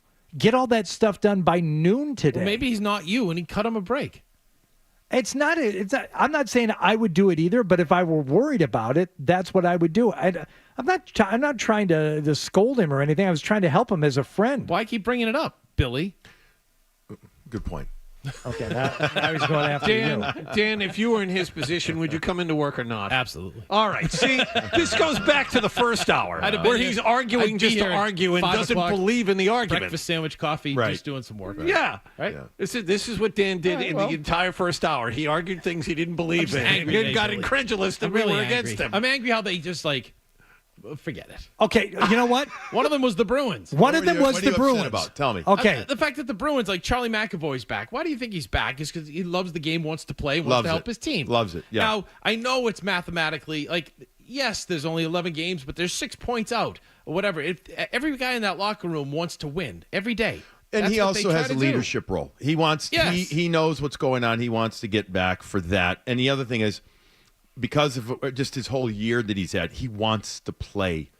He does. He wants to get back out there. Would it be a miracle if they came back and pulled it? Yes. Yeah, I don't see that happening. But you come to work every single day. Yes, you do. You respect the job. Right. You go out there, and because it's gotten tough. I don't think it's an understatement. This trip has gotten brutally tough, and then you have the whole, Zadorov. Okay, yeah, we're going to get to that. I know too, you want to get to that, but Dan was all upset because John and I kind of laughed at Charlie McAvoy being on the ice in the non-contact jersey, and I said, tell him not to throw that thing so much as in the hamper. Just leave it on. Don't take off that non-contact jersey. I think he'll have if he's really cleared. Of course, he'll be cleared when he is. He's going to play. He's going to play. And you were in charge, would you play him this season? Yes. You would play him? Yeah. Okay, for what reason? Because this team is in a transitional period. He's a leader in your group. He has not had a full season. These guys, any pro athlete, you guys have around them, you understand it. They're like racehorses. They want to run. They need to run. I think hockey players more so than any other athlete. Well, you're right. They're used to the cadence of at least every three, the intensity, the passion, the love for the game. Now, I'm not going to sit there and tell you of 100% of every NHL player loves the game, but because every once in a while you hear about that guy, if he only loved this guy loves the game. 98% of them do, and I'm talking. It's not just a job; it's passion. He wants to get out there, and I think he feels like this is how he can help the transition or reset towards next year by getting out there now, by helping, hopefully, not just helping maybe get some wins, but just win or lose, help reestablish a new culture. Okay. I wouldn't play him. I would have him at practice. I would have him in the room. They are not going to chance it. If it's one of those 98%, they're not going to chance it. Well, why you're not a pro athlete, Hardy? Here's a better, I'm not speaking as pro athlete. I'm speaking as a GM or a coach. As you're not a GM or a coach either. No, and neither. You're just a guy with an opinion. And neither are you. I'm saying what my opinion would be is if I were in charge of him and all the things. Don't fault him for being out there. All the things that I'm not faulting him. I'm faulting the decision to play him. Okay. This is what happens. If they end up doing it. First hour. This is the entire if they end up doing it, and everything that Billy. Everything that Billy brought up is valid, and he is. He's the guy in the leadership role. They will not play him if they have any inkling of doubt. They will not play him. The bigger question here is the fact that he was on the ice in Anaheim is different than him taking a spin in Brighton. So how close is he? Well, it would sound like, usually you're in the non-contact for a couple days, and then if you can get out of the contact, if you get that, my guess is he's going to have to come back home to get checked, John, to get out of the contact, and then you're talking another week, usually, of contact. Well, that's another 3 or 4 games. We're running out of time here. This isn't about, let's be honest. This isn't about the games and the play. This is about getting back to being part of the team. He is so tired of not being with the guys on a day in, day out basis. He is. He wants to get. He's had a kid. He's had a kid. He loves his kid. He wants to be with the guys while they're playing. He knows, unfortunately, Johnny, he knows come April, I think it's 16th, at the 15th, his last game, April 16th, there's a real good chance he's going to be down. You know what I mean? That he's not going to be playing again, and he needs to get this. He needs to get out on the ice. All right, let's get back to Nikita Zadorov, and we heard it as Billy joined us here at the start of the segment. Him talking about kind of in the aftermath what he had originally said and his comments too, and about Fluto. Here's the original comment that started this whole thing. This the other night as we were robbed of a goalie fight a few nights ago. You know when the last goal? Do you want to? I want to get to. Do you know when the last goalie fight was in the NHL? No. Okay, 2020. It was Cam Talbot and Mike Smith. It was the Battle of Alberta.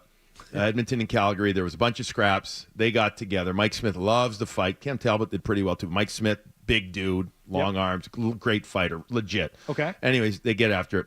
There have been a few other. They've been tried. The Binnington, Marc-Andre Fleury from 2023 got stopped right away. The last goalie fight in the NHL, not the American League, not the East Coast League, was in 2020.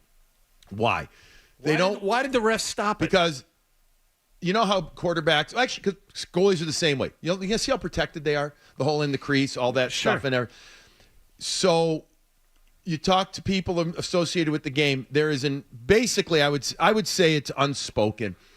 You know what I mean? Or you don't want the goalies. You don't want some guy breaking his hand on somebody else's face, or mask or whatever. Both goalies wanted it though. Both goalies. I'm not saying that. I'm not saying that I agree with it, Johnny. I'm telling you that it, even though it would give a lot of eyeballs to the league, it seems like they're okay with other guys fighting and not goalie fighting. Otherwise, there'd be more. Now, I do think there will be another one. Razor and I were talking about this on the podcast, and the Morning Brew. And Razor doesn't think that there will be another goalie fight in the NHL. I said, I'll take that bet. There will be.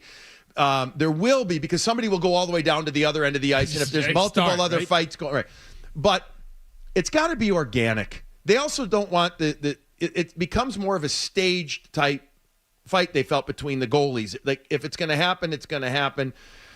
Johnny, I think it will happen again, but not often. I just don't. I think the goaltenders, they look at as too value of a commodity, like the quarterbacks, etc. They don't want certain things happening. Now, with all that said, I'll let you now reset where we're at. By the way, I just got that. The Morning Brew is spelled BRU for Bruins, but it's also coffee. You call the Morning Brew. Really? I just picked up on that. I didn't realize that. Wow. You had no? Are you serious? I know. I just thought I thought you were doing like a German spelling of brew. It's short for Bruins. Neither is he. If Fred was sitting here, that would be serious. No, he was. He's such an idiot. I wish I were joking. You're so precious. It makes sense because you did the read this morning. You looked at the copy and you finally saw how it's spelled. No, I have a hat. Like, I know how it's spelled. Do you really have a hat? Oh my! All right, I have a hat. What I just said. Billy was nice enough to give me a hat as well. Yes, Dan was very clever. It's Morning Brew with Jeff, because there's actually a really big podcast called Morning BREW. That's a business one. Really? Oh, huge one. So I did it as Morning Brew BRU with Jaffe and Razor. It's like triple clever, isn't it? Yeah. Okay. I'm not that clever, That's buddy. Great. All right. Santa's great too. So here's the original comment. After the we were robbed of the goalie fight, and then in the room afterward, Nikita Zadorov was asked and answered this. And now we don't have sound again. We got it? All right, good. You guys appreciate that Jeremy stuck up for Lucini? Is that what it is? Look like it. Okay. I don't know. No comment. Just explain that, Billy. Are you proud that Jeremy, and who was he standing up for? Marat Hustadinov. Okay, yeah. Who bumped into the goalie. I'm having trouble with some of the players. The other goaltender Bruins took on the ice. Hustadinov's helmet off in a scrum, and that's why Swayman skated out to win him. Right. Is that what? Explain the comment though as to why Zadorov said it that way. Is that what happened? Was he sticking up for Did him? you let Billy explain it? Right. So I'm explaining the comment again. I think we get it. Do you? Before Yes. Did you know what 'Cause morning? we heard Fluto Did you say know you the triple appreciate meaning you of sticking morning? up for your teammate. Did you know the triple meaning of Morning It's been out in the Brew? hockey world. It's been out in Boston. Did you? We all know. Did you know Let about the other Billy answer podcast it. called Morning Brew? Yes, and I spelled BRU. It's very clever. BREW. The other one is spelled. Right, but that's in a copyrighted one, and they couldn't get that one, so they went with this one. Go on ahead, the Billy. Bruins. This is great because Roche's so excited for baseball start tomorrow. He's got so much energy. He's like a golden retriever when you come home. And he runs around and he gets you a toy. He's like, and he runs into you. I mean, Like he's so excited. my name is Doug. Roche, I you love want my to eat? master. You want to eat? So I would tell you this. So, before we talked about this again, Nikita's comments yesterday too. So this is after a game where you got your butts kicked. All right. And, a lot happened after that attempted start of a fight. And there wasn't a fight that ended up happening or whatever. And I think here's a guy that, since nothing happened and it didn't really benefit the team. And I think there's, what are we looking to do here, right? If you're Jeremy Swayman, I think a ticked off player after the game, I'm not saying he's ticked off at the goalie. I think he's just ticked off in general. Is like, wait a second. I've fought. I've stood up for my teammates before. And like, is that really what happened there? And I think he was caught not off guard, but I don't know if he completely digested the question from Fluto there. And I think he just is like, Dan Hurley. I'm like, right? Come on now. Like, this is happening here. Is that really what happened? No. And I think he let go there. And then he had comments yesterday. I'm assuming you're going to play those. Sure. So some more back and forth. We heard a little bit about this. He was, post-practice. Kind of teasing Fluto about this. You're going to ask me about Sway's comment? You blew it up? What do you want to say? Well, when you ask a question like this after 7-2 loss, the players are frustrated. So obviously, at the time I was frustrated, and wherever I said it wasn't towards this way, it was just like I didn't expect that question from you. And sometimes, you gotta understand the situation we are at. Okay, you didn't understand the question about a couple of goalies almost fighting. That seems like a pretty plausible question to be asked after. I think he was talking. Listen, look, I think he was pissed off. And I don't think he thought that was standing. Like, I think he's saying right there, like, okay, like, I don't even want to touch it. I've been in the fights. I've done that before. And that wasn't it. But I don't think he was totally, I think he was just like trying to throw somebody else under the bus. He's just like, was that really it? Nothing happened there. Nothing happened. So okay, here's what nobody really wants to say, I guess, out loud or say it too often, but it has an element of, oh, is that what he was doing? Swayman, the guy back there making all the money that was holding out that isn't playing the guy who wants to make it all about himself. And I think that's what Bruins fans want to know. Is there any animosity in that locker room? I think that the fact that they talked later in that comment, he said, he talked with Sway, make sure it's all good. Yeah, I can't sit here and tell you. I don't know if it's 100. I'm not sitting in that room, which is where you need to be to have authentic information like that. Do I think that there's friction at times in that room or in a room? Absolutely. I do. I mean, it's not all rose petals and rainbows. How much does that come from the season? And especially from the season, especially from the fact that you're talking about after 7-2 game, and you're talking to a guy again who's had his flaws this year too, but has gotten in fights and has done it throughout his career. And that's standing up for the teammates right there. Do I think that there was some authenticity to it? I do. I do. Like, okay, wait a second. Let's, he also talked about, understanding media stuff, and I'm paraphrasing here. So I'm sure he's had a reset button too in the last 24 hours about, okay, how do I handle it better next time? Right. And look, the animosity could stem from something as seemingly innocuous. Look, Swayman wasn't good after that. It was 3-2. And he wasn't good after that. So there could be some, hey, you know what? That moment didn't help us either. Okay, but something from throughout the course of this season where Swayman hasn't been great at times, and the narrative being, well, the defense in front of him sucks. And if Swayman ever indicates that he's on board with that notion or starts talking about the group as a whole, then I can see if I'm Zadorov or any other defenseman taking that the wrong way. And yeah, there being some friction there. I would listen. I'm sure, given the amount of big losses that they've had this year, that there have been some conversations. I don't know about heat. I have no clue. I don't. But it's a normal thing over the course of an 82-game season. I mean, Red Sox have struggled the last few years. I guarantee you, it has not been always copacetic in the locker room. I guarantee you guys, you have to realize that there's the Patriots. It's right? You're living with these guys a lot of times more than you are with your family, right? You're around them even more, and so there's going to be. Is there between? I'm going to say I don't know, but it wouldn't surprise me if there have been conversations, comments made. Okay, and so now this has got to be, Look, Nikita put himself out there yesterday, and he had he talked to Swayman. I don't know. Like, maybe we'll hear from Swayman today. Yeah. And hopefully, when I say hopefully it's all good, hopefully it's a lesson for all. I personally, I would avoid getting – Swayman's been looking for a fight. He's done it numerous times to do it. I don't think that needs to be part of his MO or his repertoire. Yep. That's a me thing, though. There's other people out there that might say, let him have at it. I'm just talking my opinion. Does goalie Bob talk to him about that? Has to. Yeah. It has to. Goalie Bob, other people that he respects. I mean, there has to be conversation about it. And this is where I think, again, this is part of the reset. Like, okay, there's no – I don't see the need for it unless we're talking a 5-on-5 Donnybrook and we're getting after it. The calling of – to me, I don't – it's been a bad year for everybody. Let's go out, let's go out making saves. I already told us to stop. Sorry, Hardy.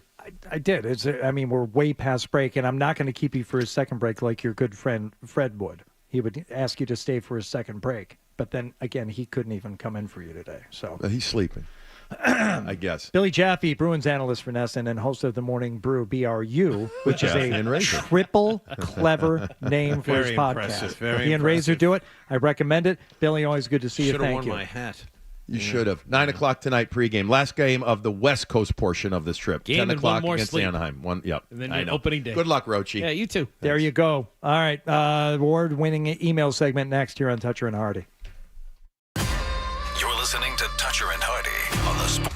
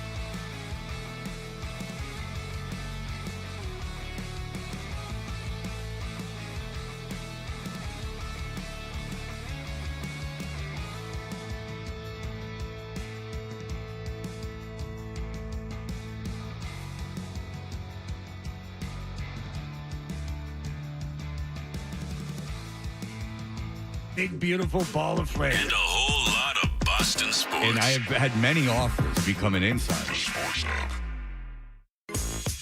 You know, I got an idea for a bit. The email bit. We should do the email bit. It's a great idea. Let's do the email bit. You are unbelievable, Roche. Unbelievable. What happened now? I had my headphones on. What happened? Thanks, Billy. Thanks, Billy. What happened? The mute is like Toucher and Hardy with the amazing Dan Roche. Now go, mics are on, and as that is playing, Dan says to Billy as he's walking out the door, real quickly because we got to go, Billy. What do they have to do, Bruins wise, to like fix all this and make it so they can win the Stanley Cup? Oh, you wanted to answer in 4 seconds?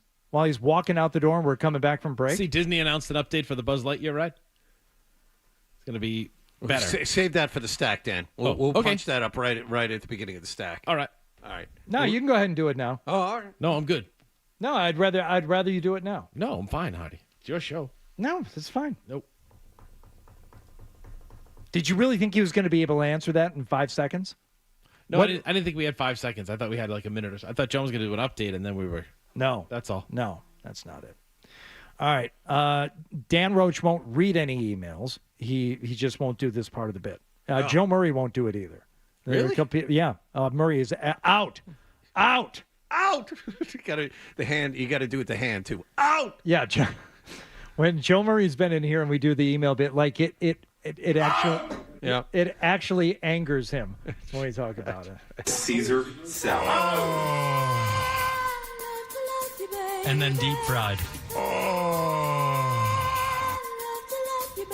I don't know if I want to use the bathroom at a hockey game. Okay. Yeah. So John and I will handle the emails here this morning. You want to get us going there, John? Sure. A lot of emails about Roche this morning. A lot of emails. This from Casey. Oh, man, what a show. Roche is clearly reaching his limit for baseball withdrawals. Tomorrow can't come soon enough.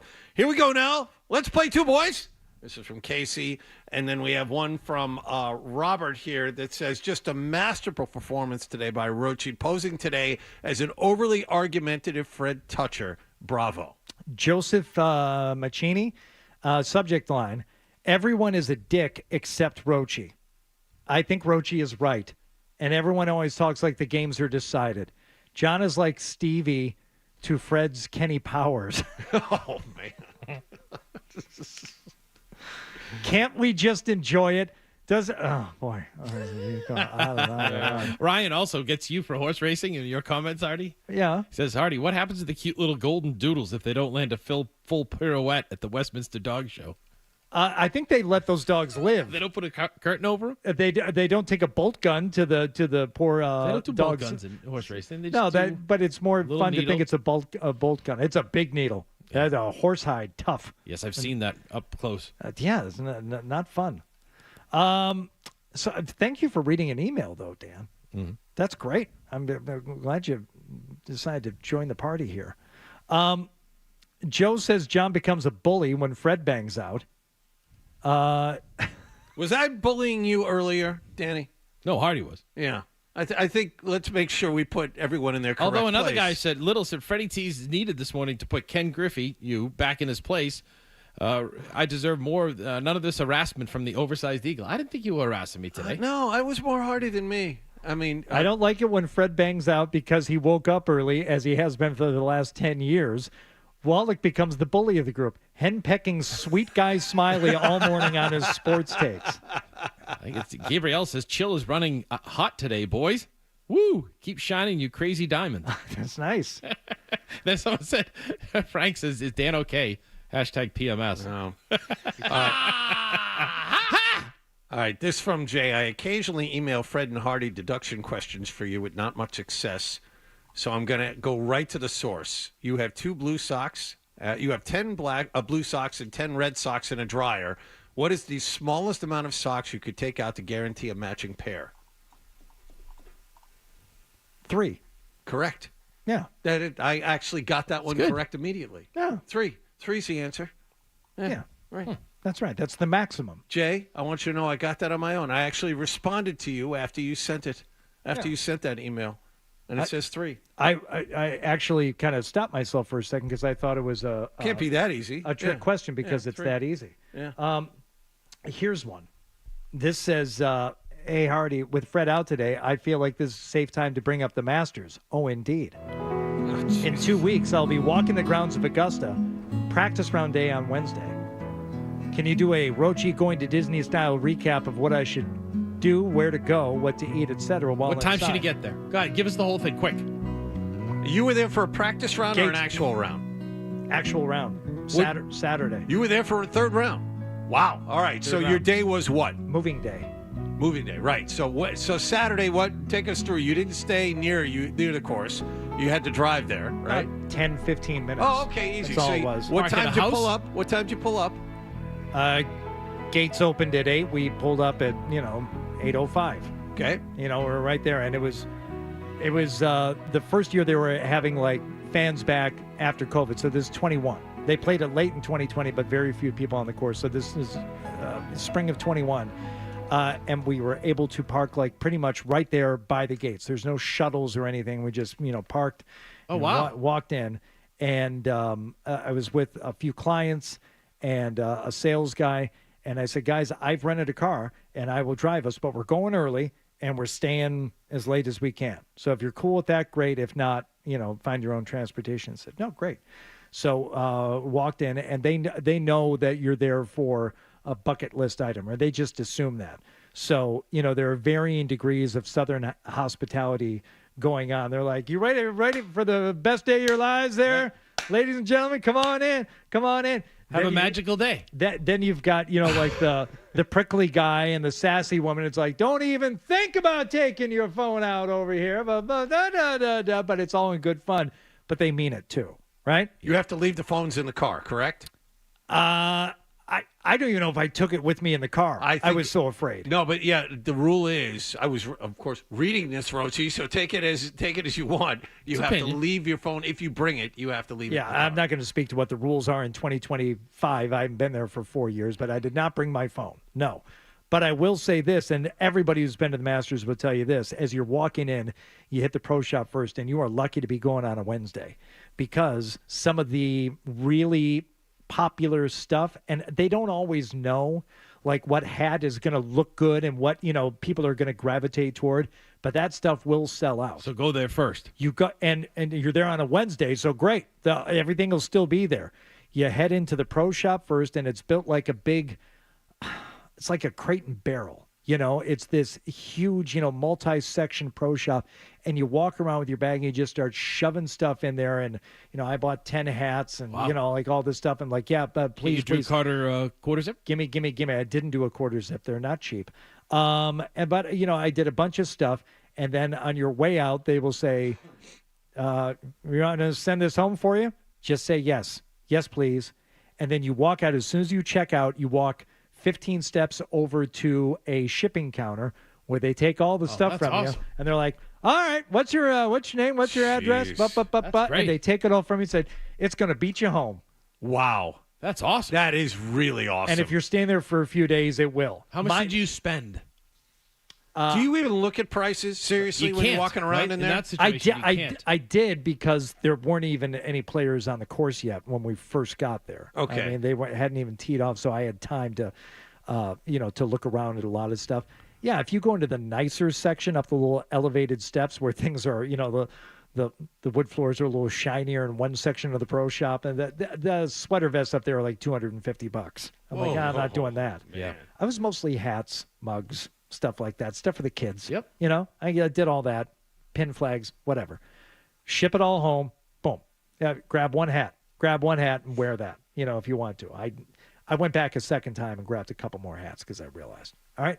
And then just go out there. This is what I'd say. Walk the course. Walk it tee to green. Start on number 1. Walk the entire golf course.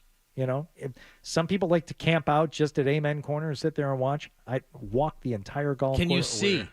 Yeah. Well, the year I went, yes, because it was like 20% capacity. They Gotcha. They didn't even build grandstands. What hole is Amen Corner? That's 11, 12, and 13. Okay. But I would just say do that. Walk the golf course, see it from every angle. Then I walked it backwards. So I actually walked it twice. And then I stopped for a while at a few different places. And how did you end the day? When there was going to be a rain delay. and there's no electronics out there of any kind, so you're not getting weather alerts or anything. There's a guy like a physical, scoreboard, where they're changing the numbers by hand, like, out in left field at Fenway. And there's a guy up there. And I said, how's the weather looking? Not good. And that was my inkling that I should start, like, maybe heading back toward the clubhouse. And when they blew that siren, everybody out. Yeah. And they're not inviting you into the clubhouse for a glass of sweet tea Get out of the and an egg salad sandwich. Get off the grounds. You have to go now.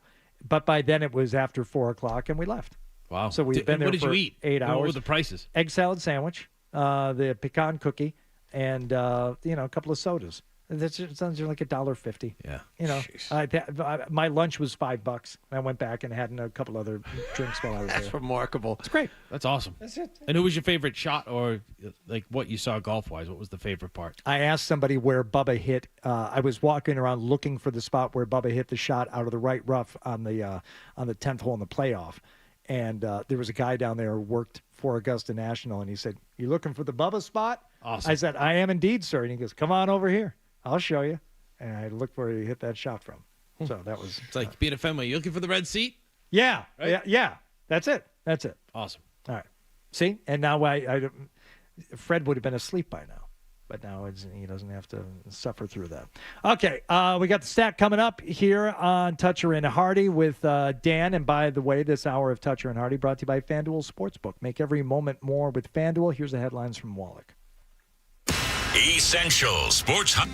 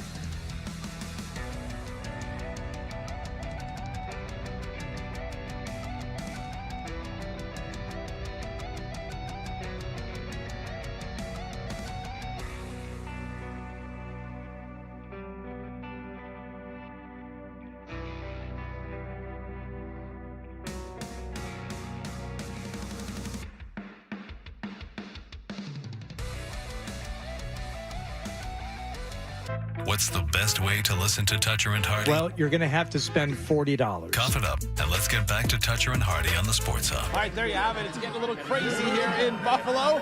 We got the freezing rain, everything else. This is fun. 0-4 coming up on the other side of the break. Patriots game day will be right back with this New Year's Eve edition. Stay with us. We know what you're thinking. What could I possibly have missed from the show? It's time for The Stack on Toucher and Hardy.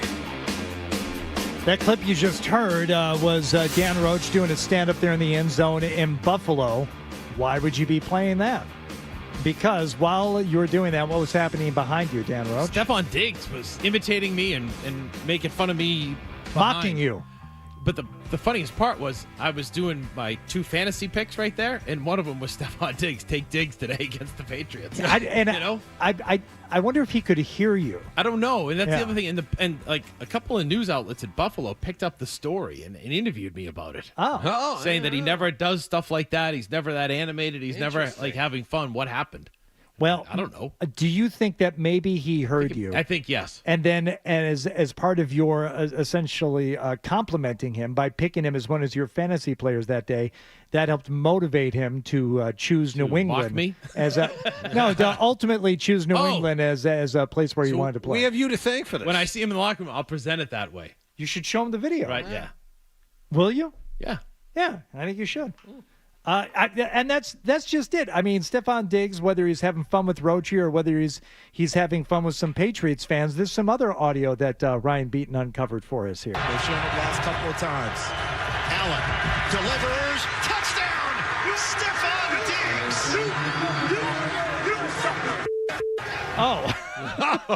After he catches the ball on a hot mic, speaking to some Patriots fans, can we hear that again, please? That was really good. Allen delivers. Touchdown! Stephon Diggs! You. Perform and act on me. Yep. There you go. There is your newest Patriot there, Stephon Diggs, which I'm sure Zolak and Bertrand will be covering extensively during their program coming up here. Something else happened last night, Wallach, that we did not get to during what happened last night, and this is what the stack is for. Last night, the moment the golf community was waiting for, Hardy, the TGL Championship. Wow. Xander Schauffele, Ricky Fowler, Cameron Young, and the New York Golf Club faced Justin Thomas, Billy Horschel, Patrick Cantlay, and the Atlantic Drive Golf Club. Yeah. And since this was the Super Bowl of this league, the match was played, of course, at a neutral site, Palm Beach Gardens. Oh, wait. Every match of the entire season was indoors inside this building. Well, that's how it works. I see. Anyway, this is a best of 3. Atlanta entered last night leading 1-0 to none. To win the hole and 2 points. Does Horschel doing a job?